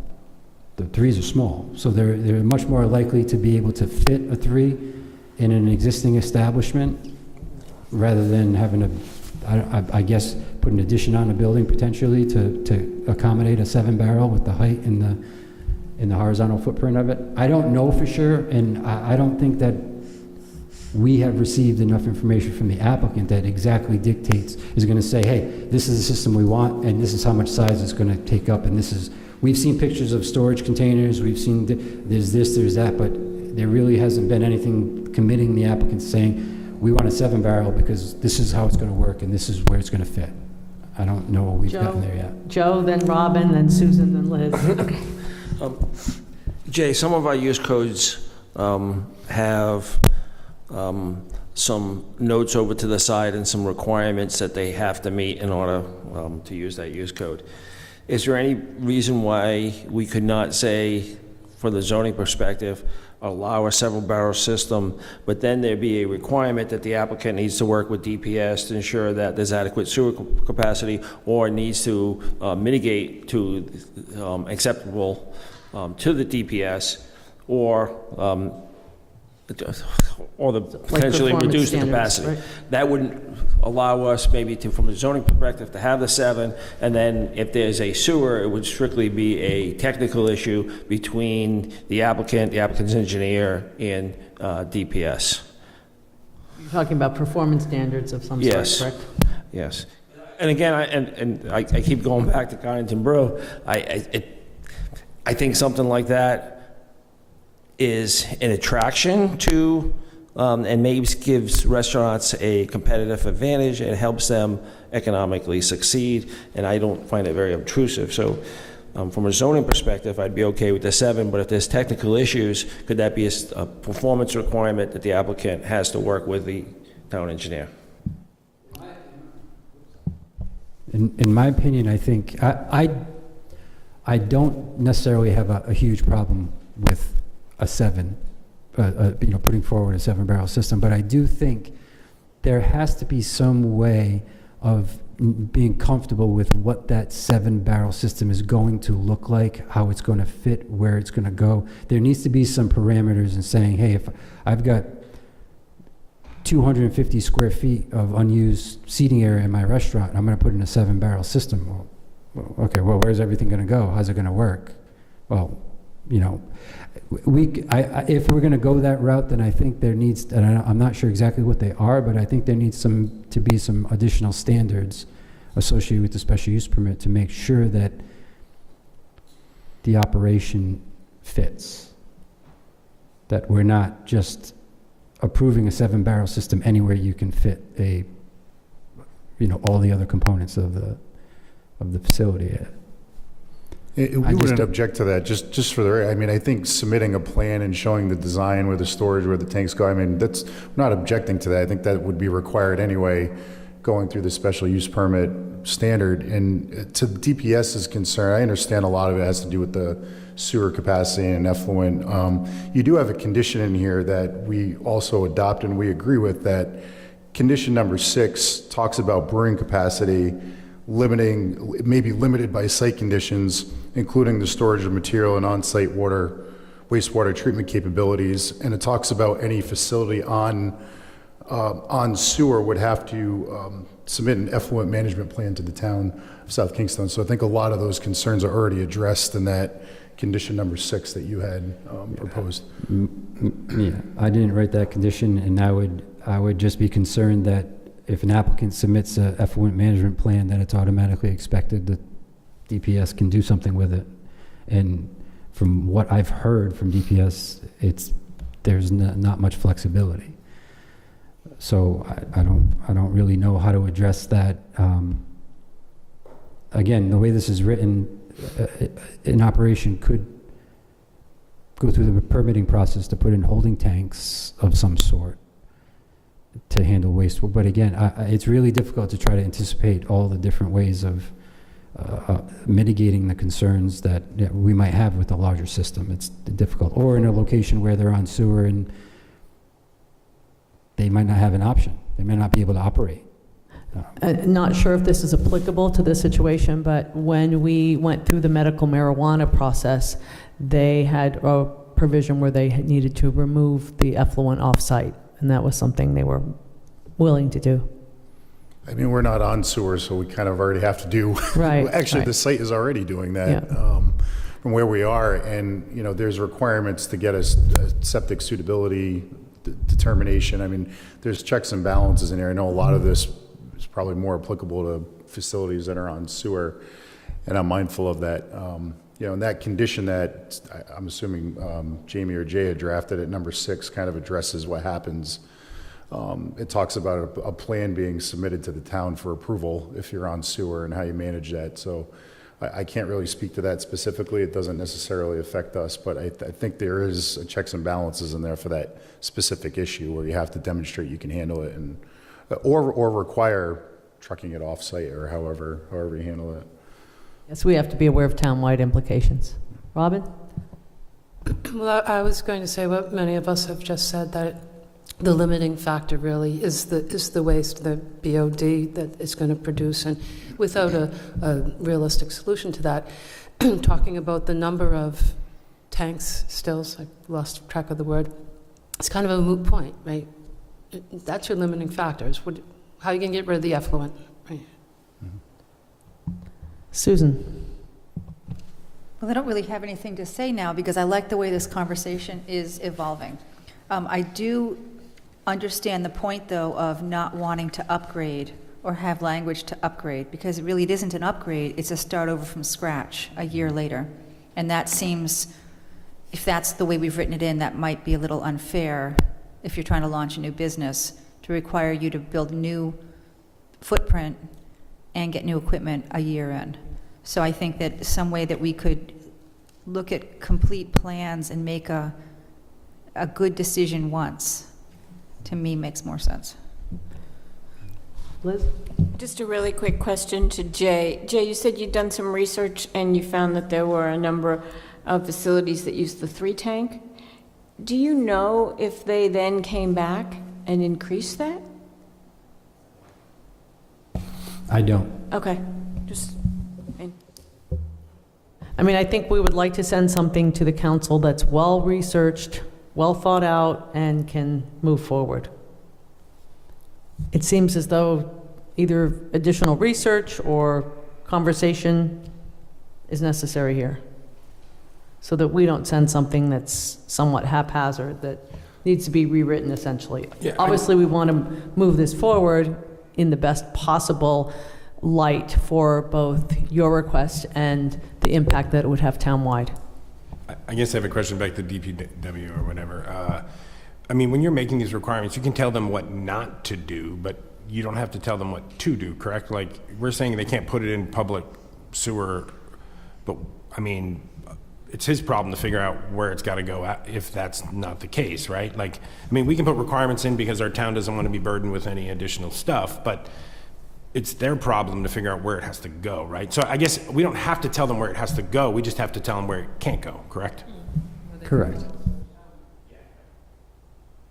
I mean, I think they may tell us where it goes today, and I don't know this, but it may change, right? Like, you know, you look at like grease fat, and now they have that biodiesel truck that comes around and pumps everyone's grease fat out. Well, that wouldn't have been written into this. They wouldn't have known that then, you know? So I think it's, I mean, I would just be under the impression we tell them what they can't do, and then whatever they can fit in around that would be appropriate. Peter, thoughts on this? As far as what Peter was referencing with... Yeah, I think that makes sense. I also agree with Joe's comment earlier that a lot of this could be handled, especially since it's going to go through a special use permit process. If the concern isn't a zoning kind of overall aesthetic fitting in with the neighborhood type of concern, and it's really a technical concern about whether or not there's capacity for wastewater treatment for this use, I think you could have a standard that really delegates that to the town's professional staff and requires the applicant to get a professional to assist the town's professional staff. You know, you could just say something like, you'll have to submit a plan, and the plan will need something from an engineer outlining what the impact of the effluent will be, and the town DPS will have to review and approve this plan as part of the special use permit process. So I think in that way, you know, it gets at some of those concerns about effluent, which I think is the biggest concern, because there really is a potential for impact on that, on the sewer system.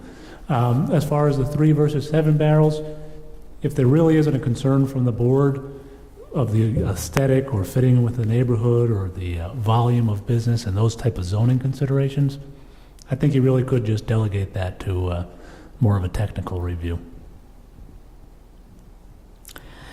So how then would that be articulated to the council in a memo that contains sufficient criteria? I think at this point, because, you know, looking at the memo that staff prepared for the council for you to send, you know, it does hit a lot of points. I think with this last piece of the puzzle worked out, if the board is of the opinion that you don't want to go with the 3-barrel restriction based on zoning considerations, and you're willing to accept the applicant's position of a 7-barrel system, what you could do is you could adopt this recommendation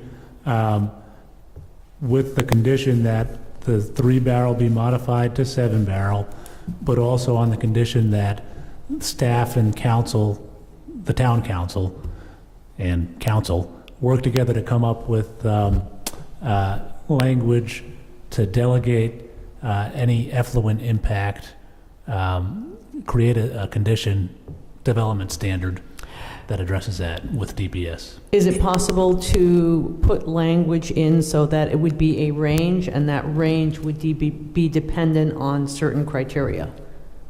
You could, I mean... It just seems like that would give us the most flexibility, and you folks as well. Yeah, you could do that. And, you know, you don't have to you could ask to see the specifics and the details on that condition before you. Yes. Or you could just say, you know, here's how we'd like you to handle it. Go off to the council, work with staff, and try to handle it that way and come up with a condition without getting into the specifics. Caper? I guess I just want to back up for a minute, because I'm a little bit confused about the different pieces of information I'm hearing.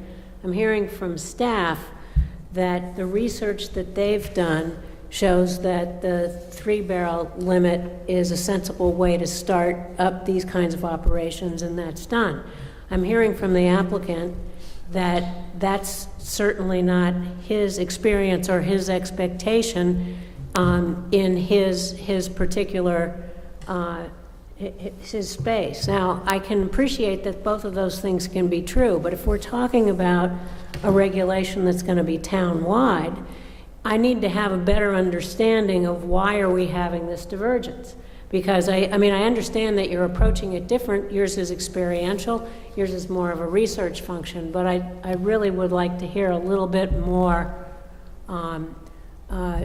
detailed discussion about why we need 7. And I understand what I've heard, and it makes sense to me. And there's one other thing that I'm not clear on. You talked about how if you start with a 3-barrel system, you have to refit the entire operation to the 7-barrel capacity. But is the reverse also, is it possible to look at it from the reverse? Could you set up a 7-barrel system but only operate it at a 3-barrel system for 1 year to see how that's, it can't. Okay. I can appreciate that, but I haven't heard the detail to enable me to assess the evidence that I'm hearing. So I think we're being a little premature in dumping to all of the things that we could do. I'd like to have a better understanding of why do we have the disparity in recommendations or needs, however you want to look at it. No, I agree. It's all about vetting Yeah. the language and the proposal properly. Susan? And it looks like some of the criteria will be about disposal of effluent, but I think some of the criteria also needs to be about real estate, what kind of structure, all of that other stuff. So if there's going to be criteria, traffic circulation and parking and building size and all that kind of stuff, somehow also has to be written in. I assume it is. I don't remember, I read it yesterday. But that, I think, would be important too also, that you have the physical capacity to manage something that size. So, I mean, it does have to come back. If they build another building, it has to go in front of someone in the town, right? I mean, No, it absolutely Right, would. so- And just out of curiosity, do we know, what would the 7-barrel system look like at that property? Like where would it exist? Where would the operations exist and extend into in the building, in the service area that's associated with the restaurant that serves alcohol, the license to serve alcohol? From the beginning, layperson first is, can we do it? Seems like we all agree that it's a good idea. Then give me a size. I think it was 1,270 square feet was the amount. And as Joe pointed out, you can clearly, 1,270 square feet is more than enough for a 7-barrel system. What you can't do you can't turn a 6-cylinder into a 4-cylinder into a 2-cylinder. You got to start somewhere. In the horsepower, the economic driving one, you actually use more water with the smaller system, more waste. The 7-barrel is the most efficient, taking a 8-cylinder, a small 8-cylinder, in running efficiently rather than a 4-cylinder running like at maximum capacity. The 7-barrel is that magic number. To answer another question that I think you guys said, if you wanted a brew pub and just brew some beer on the side and it's part of your menu, then your 3-barrel system might be able to do that, but you're going to run out of beer if you sell it. And what you can't do, back to the original thing I want to do, is the branding. You got to have like a steady flow of beer to a point where you can, upscale it to like, was it Pawtucket Brewery? Offsite. But you can't make that jump at 3 barrels because it's just, the profit really goes down. It's almost impossible to do what I'm doing. It is impossible. You need to start with that 7-barrel system, but you can fit it into what you wanted. You can go to Tox, you can go to Coddington, you can go to so many places. You can fit like a kitchen in a, pizza developer, or you guys are. You can put a really efficient kitchen in a small place or a big place. The space isn't the issue. If you as a zoning board has 1,270 square feet, you put the 7-barrel system, you'll make it work, definitely. You can. We'll have to go through the DPR process. Any addition or anything on the site is going to go through that So we're going to explore the design and the capacity issues and the flows and where all this stuff is going to go. But we can't even do it yet. So we really need a system in place where we're able to do that. And that's true for town-wide. I mean, anybody's going to have to show that they can fit this facility, what it's going to look like, where the storage is going to go.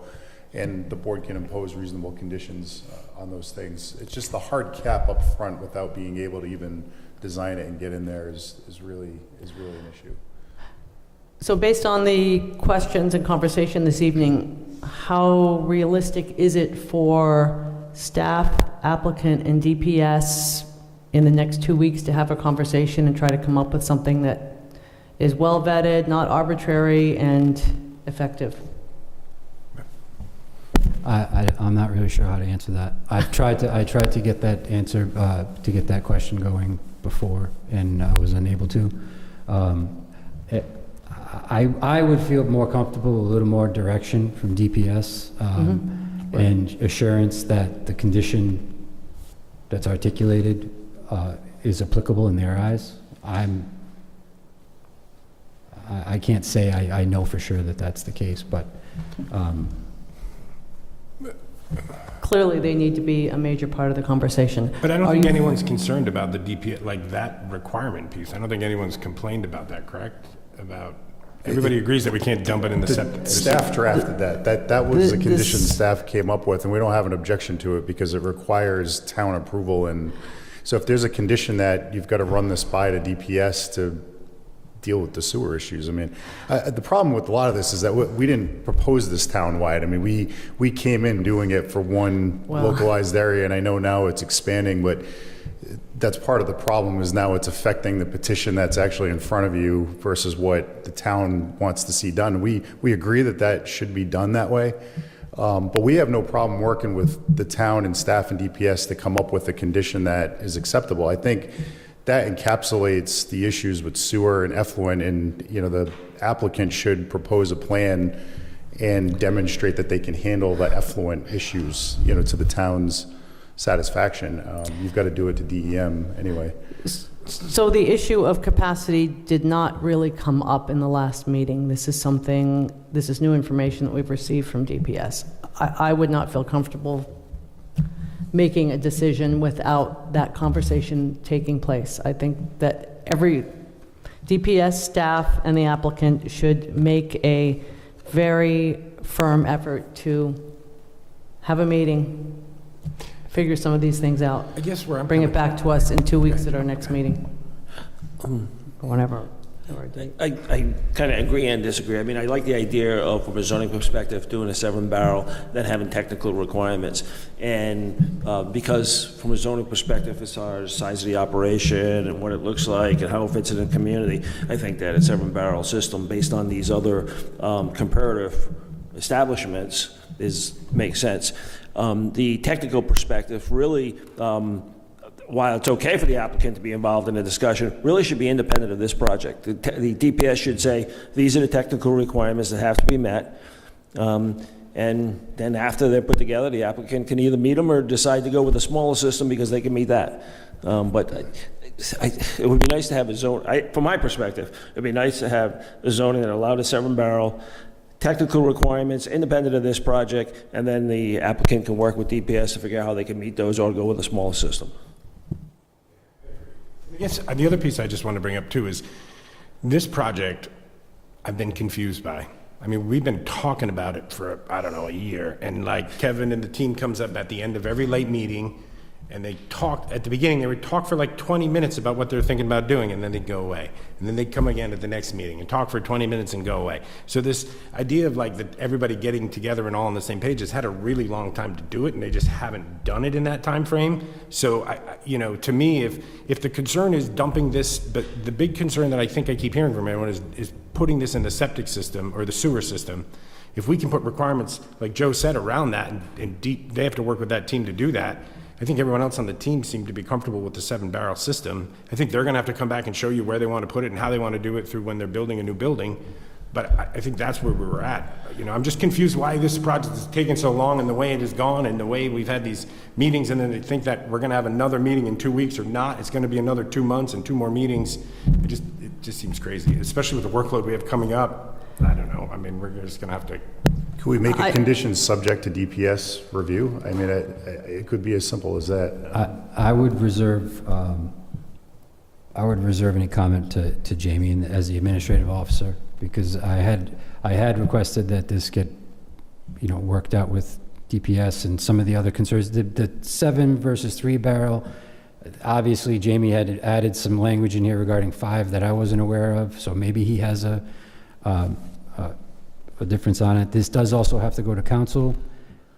It could get worked out before, we could continue to work on it, going to council, knowing that the board is generally okay with 7 barrel, and the fact that if there may be wastewater limitations in regard to sewer discharge in that matter, and we work out, Caper, did you have something else? I'm not sure that I've heard that the council's generally comfortable with the 7 barrel. I think that I've heard that we have one applicant who feels very strongly that he has a 7 barrel need, and I appreciate that, and he's explained it somewhat to my liking. Why we would want to do that in a proposed zoning amendment that's going to affect the entire town remains a mystery to me. So I'm not comfortable saying that the planning board as a whole is comfortable. I've heard 2 people who are far more technically astute than I who appear to be comfortable, but that's not the board. Other thoughts from anybody? Again, can we agree that we could give a specific time limit for all the parties to come to some kind of agreement so that it's something that we can forward to the council with some degree of assurance that that has been well vetted? Robin? Well, if this project isn't going to work, then we really don't want to create a townwide zoning amendment, right? That now we've, if it's not going to work, that's a good thing to know before we bother with any zoning changes. Other thoughts? Liz? I agree with Peter that if we, and Joe said it too, that if we put the condition on the amount of effluent, then it doesn't matter whether we say 7 barrels or 20 barrels, because we have that limitation built in. And so I think that's where we need to head. We need to focus when this is rewritten. I think that's the crux of the issue. Liz, they don't even have sewer hookup, right? So it's not that straightforward, right? They're talking about physically removing it, and I'm not sure where you're going to bring it, so it's awfully vague. Either septic or renewable. But those concerns might actually be part of the reason that 7 barrels is the amount of capacity that he needs, because his operation is built in a different way. And that doesn't change the fact that Jason's research shows that 3 barrels is a sensible way to start in a different kind of setting. I mean, another possibility is to uncouple the proposed zoning change from this gentleman's application. Yeah, I think if I can make a suggestion, maybe if council wants to chime in. I mean, the petition before you is for the CNM zoning district 7-barrel system with most of the subjective criteria. Staff is taking it one step further and recommending that in conjunction with our petition, which is very limited, that you expand it town-wide, which is what we were trying not to do from the beginning. And I agree with what staff is trying to do. I completely agree with the rationale to allow it town-wide, but the only petition before you is limited to the CNM zoning district 7-barrel system in the language we propose that's mostly online. So I don't know if there's a way to bifurcate the recommendation based on what's proposed and what staff is recommending to expand it town-wide so you don't have this issue with sewer and some of these other things. But I think it's a pretty simple fix of saying that an applicant must satisfy the ability to handle effluent based on the production. That's something you go through anyway with any DPR. So I don't know, Peter, if you can help me. Just because the petition is very limited, but staff is expanding it, I have no issue with that. But I think there's really two separate things that are going on right now. So I think there's a couple of different ways you can approach this. Since this is a request for a zoning ordinance amendment and not a development application, it's a legislative process, really, which gives you a lot of flexibility, because at the end of the day, the council can choose to do or not do whatever it deems appropriate, and it doesn't really need to give reasons. That's not to say it shouldn't be well thought out. It's just to say you have a lot of flexibility in how you approach it. There is a requirement in the Zoning Enabling Act that you give a recommendation, but there's case law that suggests that that's what they call a directory requirement rather than a mandatory requirement. So you can be as robust and specific as you'd like, or you could be as vague and terse as you think is appropriate. Not that I am saying you should do that either. But from listening to the discussion, just to give my 2 cents on what might be a way to move it forward, it sounds like there is a slight division of opinion where there are members that I think would be very comfortable with the 7-barrel system, so long as the effluent issue is addressed.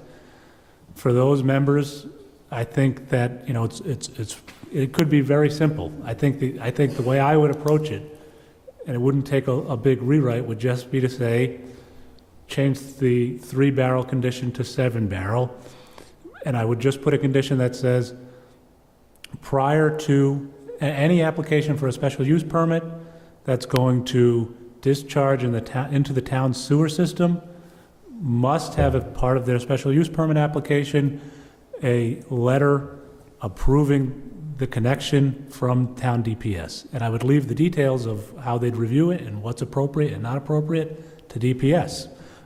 Because the way I would look at it at that point is that DPS would have complete authority to look at the technical details and to say, no, we're not letting you connect to the sewer system with that plan as proposed. They may have to go back, they may have to reduce the size of the system, but from my perspective, and you know, members can disagree, if that's the main concern is the effluent, I would say put it into DPS's technical review and leave them to develop that system as they think is appropriate. And the motion said 5, not 3, right? It said both. It said both. Okay. So, And as we discussed earlier, can we put language in there that allows for a range based on X, Y, or Z to be determined by DPS at a later date? That way there's some inherent flexibility. I think you could, and I think the way you could do it is you could say it's up to a 7-barrel system, and then the DPS could require a reduction in the size of the system, depending on if it's connecting to the town's sewer system, depending on its review. And you could leave it up to DPS to decide when the system needs to be reduced. But to be fair to the other members, I know that other members might have other concerns about whether or not to have the 7-barrel or 3-barrel system based on other reasons. And, you know, you may not reach agreement on that point. I'm not sure the applicant and staff would necessarily reach agreement on that point, so that might just be something that you put to the board. If the majority of the board is of the mindset of, you know, we can live with an up to 7-barrel system as long as DPS has the authority to knock back the size and only allow you to connect to the sewer if they approve it. If that's what a majority of the board thinks, you could give a recommendation to that effect. We could work up the language to put into that and send it to the council with that condition. If a majority of the board doesn't agree with that, then I think we just have to make the call. Do we want to require brew pubs to have less than a 7-barrel system for other reasons? And if that's the case, I don't think you're going to get the applicant to agree, but if that's what the board feels, we should just put that in a recommendation and Yep. send it to the council. So I'd like to hear from board members relative to Peter's suggestion. Who wants to start? Well, go ahead. Well, have we heard from any brew pubs who are connected to the sewer system? I mean, I think we're solving a problem that really hasn't been presented. So pardon me? That's what I was going to say, is if the system can only handle so much, then you kind of end up grandfathered in and no competition because the system can't accommodate more. But he's not tied into the sewer system, so he's not impacting the sewer system at all. So I mean, I feel like your proposal is solving a situation that hasn't been presented. It's more or less hypothetical at this point. For his situation. For his but of situation, course- but not, of course, from a Right, zoning because standpoint. spot zoning is not But- allowed. But since he's not, I haven't heard any technical discussion about whether or not the three-barrel system makes sense when you're tying into sewers. I haven't heard from any brew pubs who are in that situation. And I recognize that your situation is very different and has a lot of other cost constraints. I don't know what other brew pubs we have in the area. I don't know. I know that this is an industry that's expanding. And so I'm very reluctant to make recommendations about how we're going to legislate for it when I haven't heard from the applicants who are impacted. I understand why this gentleman wants the 7-barrel capacity, and I favor trying to address his situation. I recognize that that also presents other complications because we may, in fact, put him in a position that's advantageous against other competitors. So I think it's a complicated issue, but I don't want to keep packing it all together. I want to separate out the different components so that when we say that the board is comfortable, that the board in fact is comfortable. Yes. So, Carrie, to answer your question, I don't believe there aren't any brew pubs in existence in South Kingstown. There are breweries that operate, and the breweries are, I believe there's 3 or 4, and they are connected to sewer, or at least 3 of them are. As this conversation went on, I texted a friend who owns Earth Care Compost Farm in Charlestown, and they take Whalers. So Whalers isn't putting it in the sewer system, they're taking it there. So there's another resource to remove that stuff. Joe? I think what we're proposing here is a use category, and a use category look for logical breaks from other use categories, and the logical breaks on how that would impact the community, how that would impact or be comparable to neighboring buildings, the feel of the community. I see this analogous, truthfully, to a use category of, let's say, a multi-use building up to 12 units. We have a category up to 12 units because there's a logical break on how that would fit with surrounding buildings and how that would affect the community. So this, and there's requirements on that use category as far as how many parking places they need, how much water they need, whether they have sewer capacity. But the use category is really based on how it fits into the community, and then you have those technical requirements.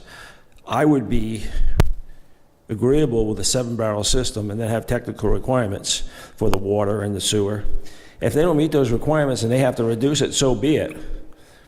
That's a technical requirement that can be worked out with technical people based on individual projects. But from a use category and how it fits in, I'm in favor of the 7-barrel system with technical requirements that have to be worked out with technical staff. Thanks, Joe. Liz? I agree with Joe on that.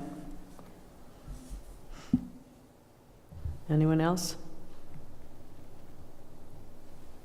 Susan? You surprised at quiet? Yes. I think that was very well said, Joe.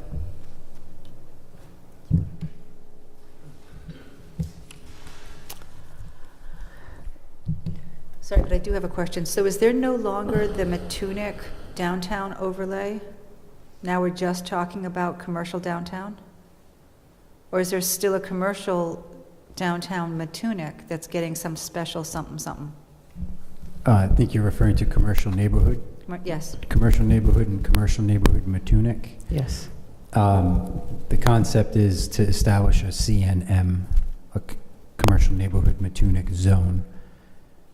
So if we were establishing a commercial neighborhood Matunic zone, and this use category fit into that, that wouldn't then impact any other commercial zones in the town that have sewer? Like, are we proposing this use for both Matunic and the rest of town? CN, yes.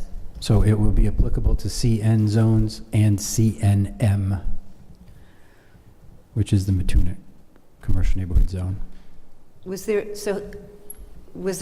the conversation that had it expand from Matunic to all commercial downtown zones? And what was that change, like, how did that change happen? Because when we started this, it was just a Matunic overlay. The request from the applicant and the applicant's proposal was to establish a commercial neighborhood Matunic zone that focused on a number of properties that make up part of Matunic currently, the commercial neighborhood zone in Matunic. We don't have a brewery definition or a brew pub definition in our zoning ordinance anywhere. So we were looking at it as an opportunity to establish the definitions in our zoning code and providing allowances as to where they could operate so that the other breweries or other people that are interested in establishing a brewery in town, that there's specific criteria in the zoning ordinance for it. Up until now, currently, and in the past, it's been under food products manufacturing, because we don't have a better definition for it. So we were trying to clean that up at the same time and create this allowance in other portions of town. Okay, I get that, thank you. So Jay, would it be worthwhile considering the new CNM without the creation of the brew pub? The other aspect of the CNM zoning designation in Matunic is to recognize Matunic as being different than every other CN zone in town, i.e. In and around URI or Kingstown Road or other areas. I don't know how to answer that question about, whether we leave it in that zone or not. I don't know. We were just trying to approach it as a mechanism to clean up our existing language and to create an opportunity, but to also do it in a manner that was reasonable, at least at first. And it does seem to be, again, without perhaps sufficient research and technical data, requiring this applicant in this situation to put in a smaller barrel and then a year later having to redo it and going to a larger one. That doesn't really seem fair without knowing what the implications are. Right, and part of the reason why we were focused on 3 barrels, at least initially, was number one, the size limitation for what it is, but number two, as the applicant said a few minutes ago, that 3-barrel systems are totally appropriate for brew pubs. And I thought that's what it sounded like to me, was that was the aspect that was going for.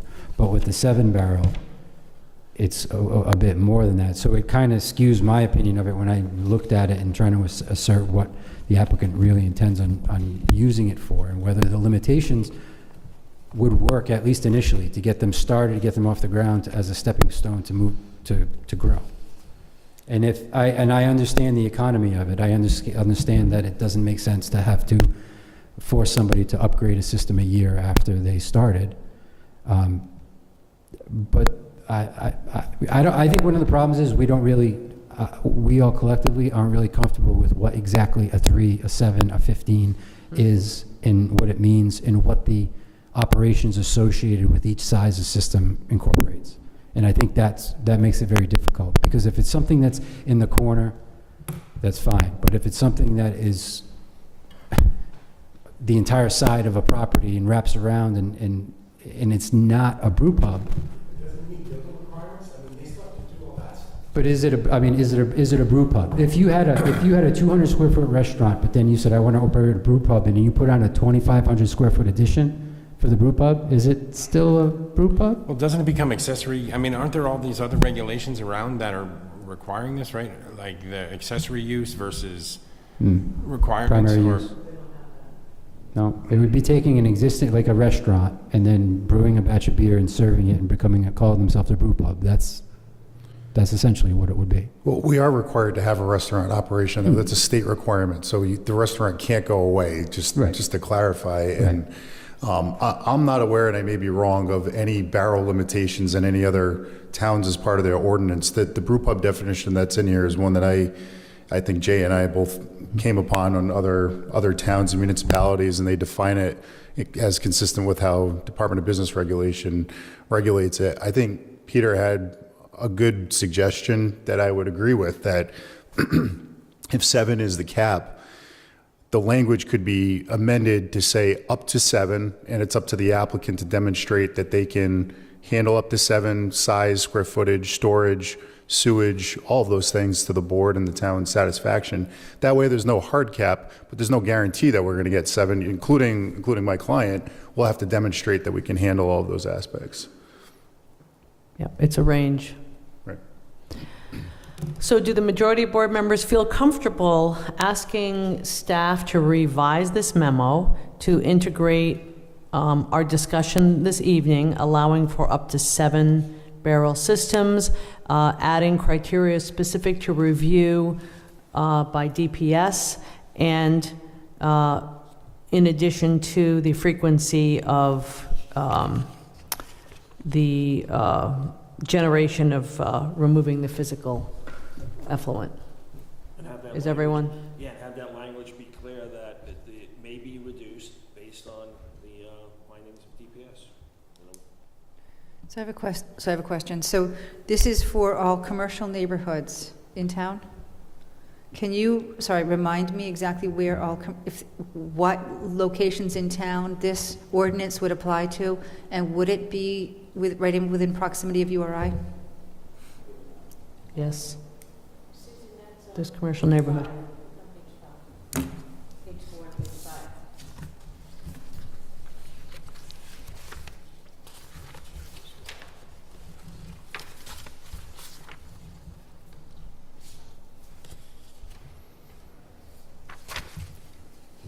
What am I looking at?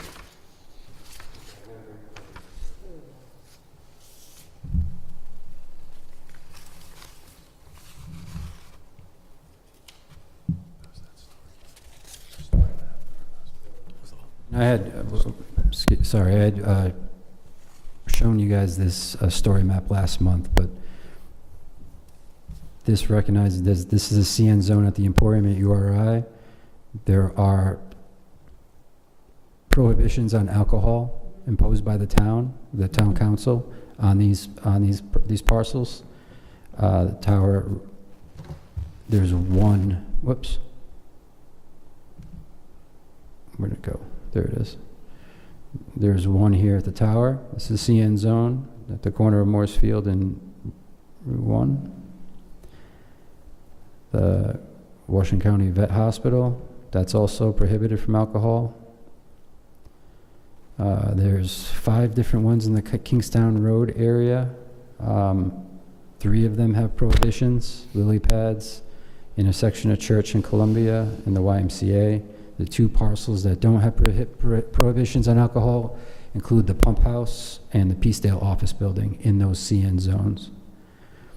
There's 4 different CN zones in the vicinity of Main Street. Only one of those, I believe, the Holly Street property, which was recently approved as residences on Holly, that is got an alcohol prohibition on it. South Kingstown Office Park, that also has an alcohol prohibition on it. And this property at the intersection of Post and Ministerial Road, which does not. So there are a number of CN zones scattered throughout the town. There are also a number of parcels within those zones that are prohibited from having alcohol. So there are a couple in Peacedale and a couple in Wakefield that are on the sewer system. But like up at the tower, that doesn't have sewer, and down in Perryville doesn't have sewer. So the only place that has sewer would be those two locations, like the pump house and whatever it was, lily pads in Peacedale, and then a couple down in Wakefield. Correct. And after that, everything else is off sewer anyway. Okay.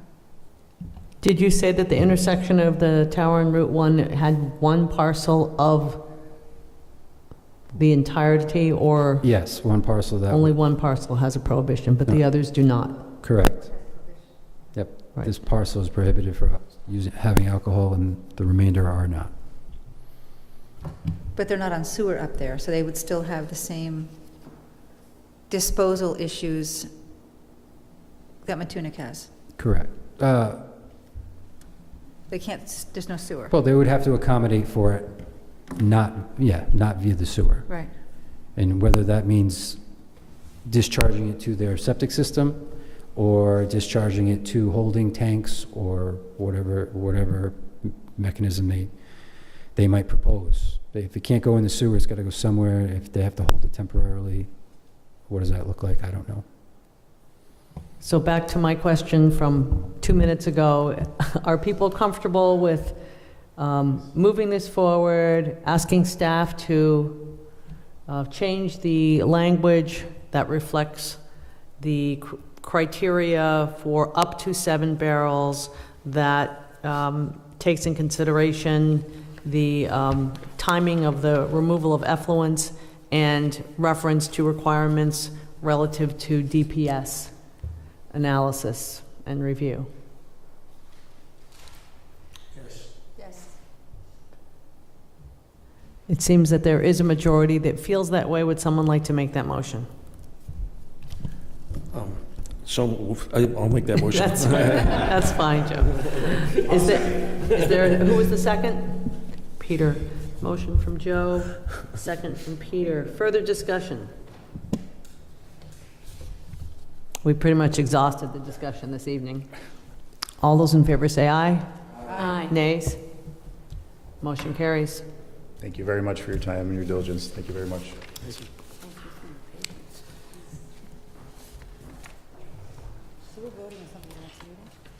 No.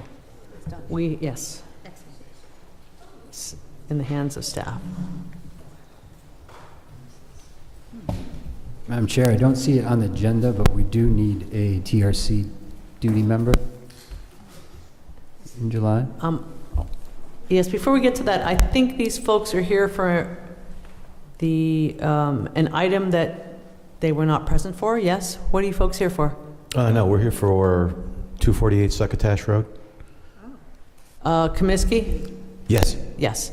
Okay, we went over that and nobody was here in the audience. There was a different name. We were here. There was a different name Comiskey. called, though. I didn't hear Comiskey Minor Subdivision is the way it reads on the agenda.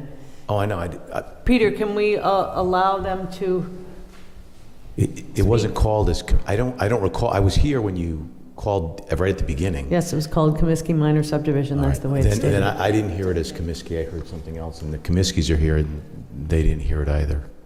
So. This is a pre-application. Correct. Yeah, the only thing that would give me pause is that if there was anybody in the audience, and there may not have been, but if there was anybody in the audience who was here that left when the matter was passed,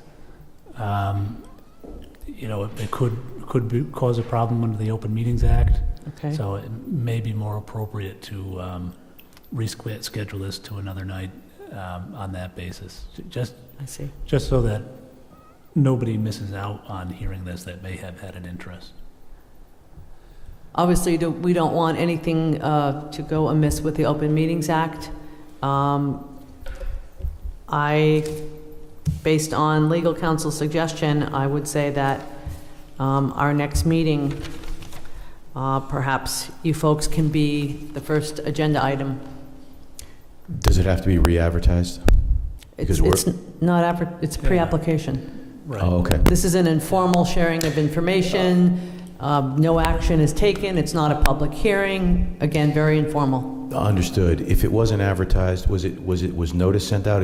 Because otherwise, The issue is with the 48 hours posting on the Open Meetings Act. So even though that's not mailed and it doesn't have a cost on the applicant, it is required by state law, and if anybody, a neighbor, or someone that just follows planning board agendas, saw this, wanted to attend, and heard that it was being passed, could be an issue.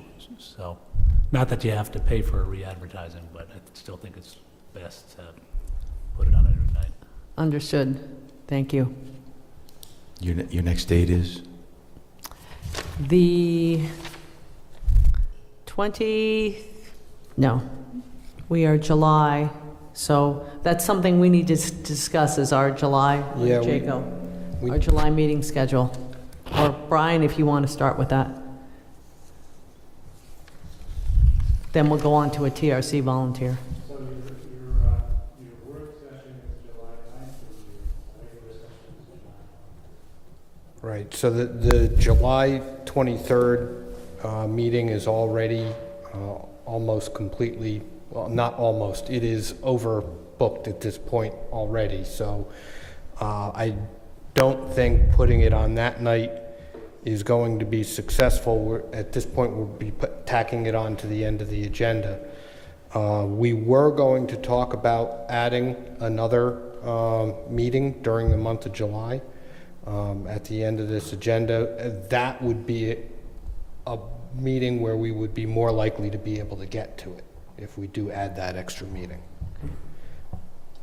Jay, would you like to elaborate on our current list of projects that are scheduled for how many and what, realistic suggestion as far as the two meetings that Brian alluded to? Do we change do we take that first July 9th meeting and make that a regular meeting? Again, how does staff feel about? I had briefly spoken with the director about this, and his recommendation was to forego the work session in July and to double up and have two regular sessions towards the end of the month. So toward the end of the month, that would be, obviously the 23rd is already set. I believe his idea was to have it on Thursday, the 25th. So planning board members, two meetings with large agendas in 1 week, or is there an alternative date that we could, the following Tuesday or something, so that we wouldn't necessarily have two meetings with many items which have been continued in 1 week? Again, The following Tuesday, the 30th, is a fifth Tuesday, so there wouldn't be any conflicts in terms of space. So that is also an option in addition to the 25th. like to hear from board members about this. Would you? Question about the 9th?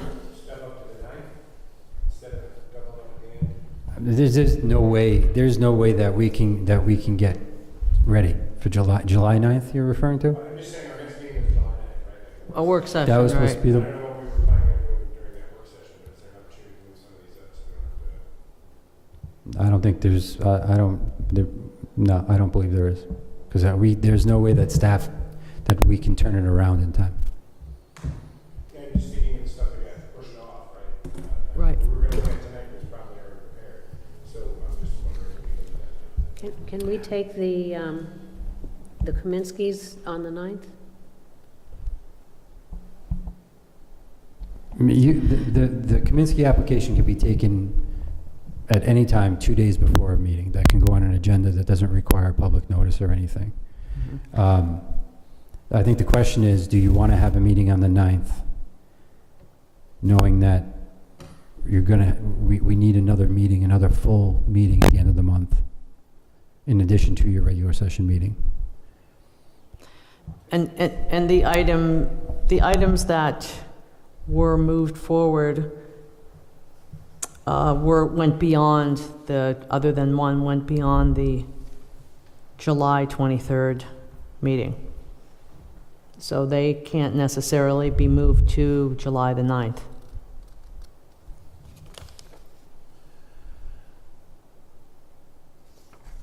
Are there any other items that we could move to the 9th? That would be less of a heavy lift, and then still have the other two regular meetings? Oh. I vote 2 over 3. Just saying. So in that case, would folks prefer to have 2 meetings in 1 week, or go the Tuesday and then the following Tuesday? Robin? Joe? I'll support whatever's, whichever. Caper? I'm fine with either one. I just need the advance time to look over the material. So it's not what week they're in, it's how soon am I going to get the material? Right. So if we did the 23rd and then the 30th, that should give staff appropriate time to prepare, enough time for planning board members to have a week in between 2 rather hefty meetings, rather than 1 day. Does that make sense? Okay. We're eliminating July 9th totally? And just doing the 23rd and the 30th. So folks, it sounds as though you would probably be added to the 23rd agenda. I've got a conflict. Is the 30th agreeable? Certainly. Thank you. We also need a member for the TRC. Can you give us that date, Jay? July 10th. July 10th.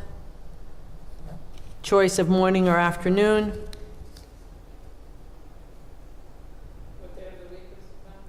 Wednesday. Yes? Morning or afternoon? Okay. Thank you. Anything else from staff? Motion to adjourn? Motion from Peter, second? Second from Joe. All those in favor say aye. Aye. Motion carries.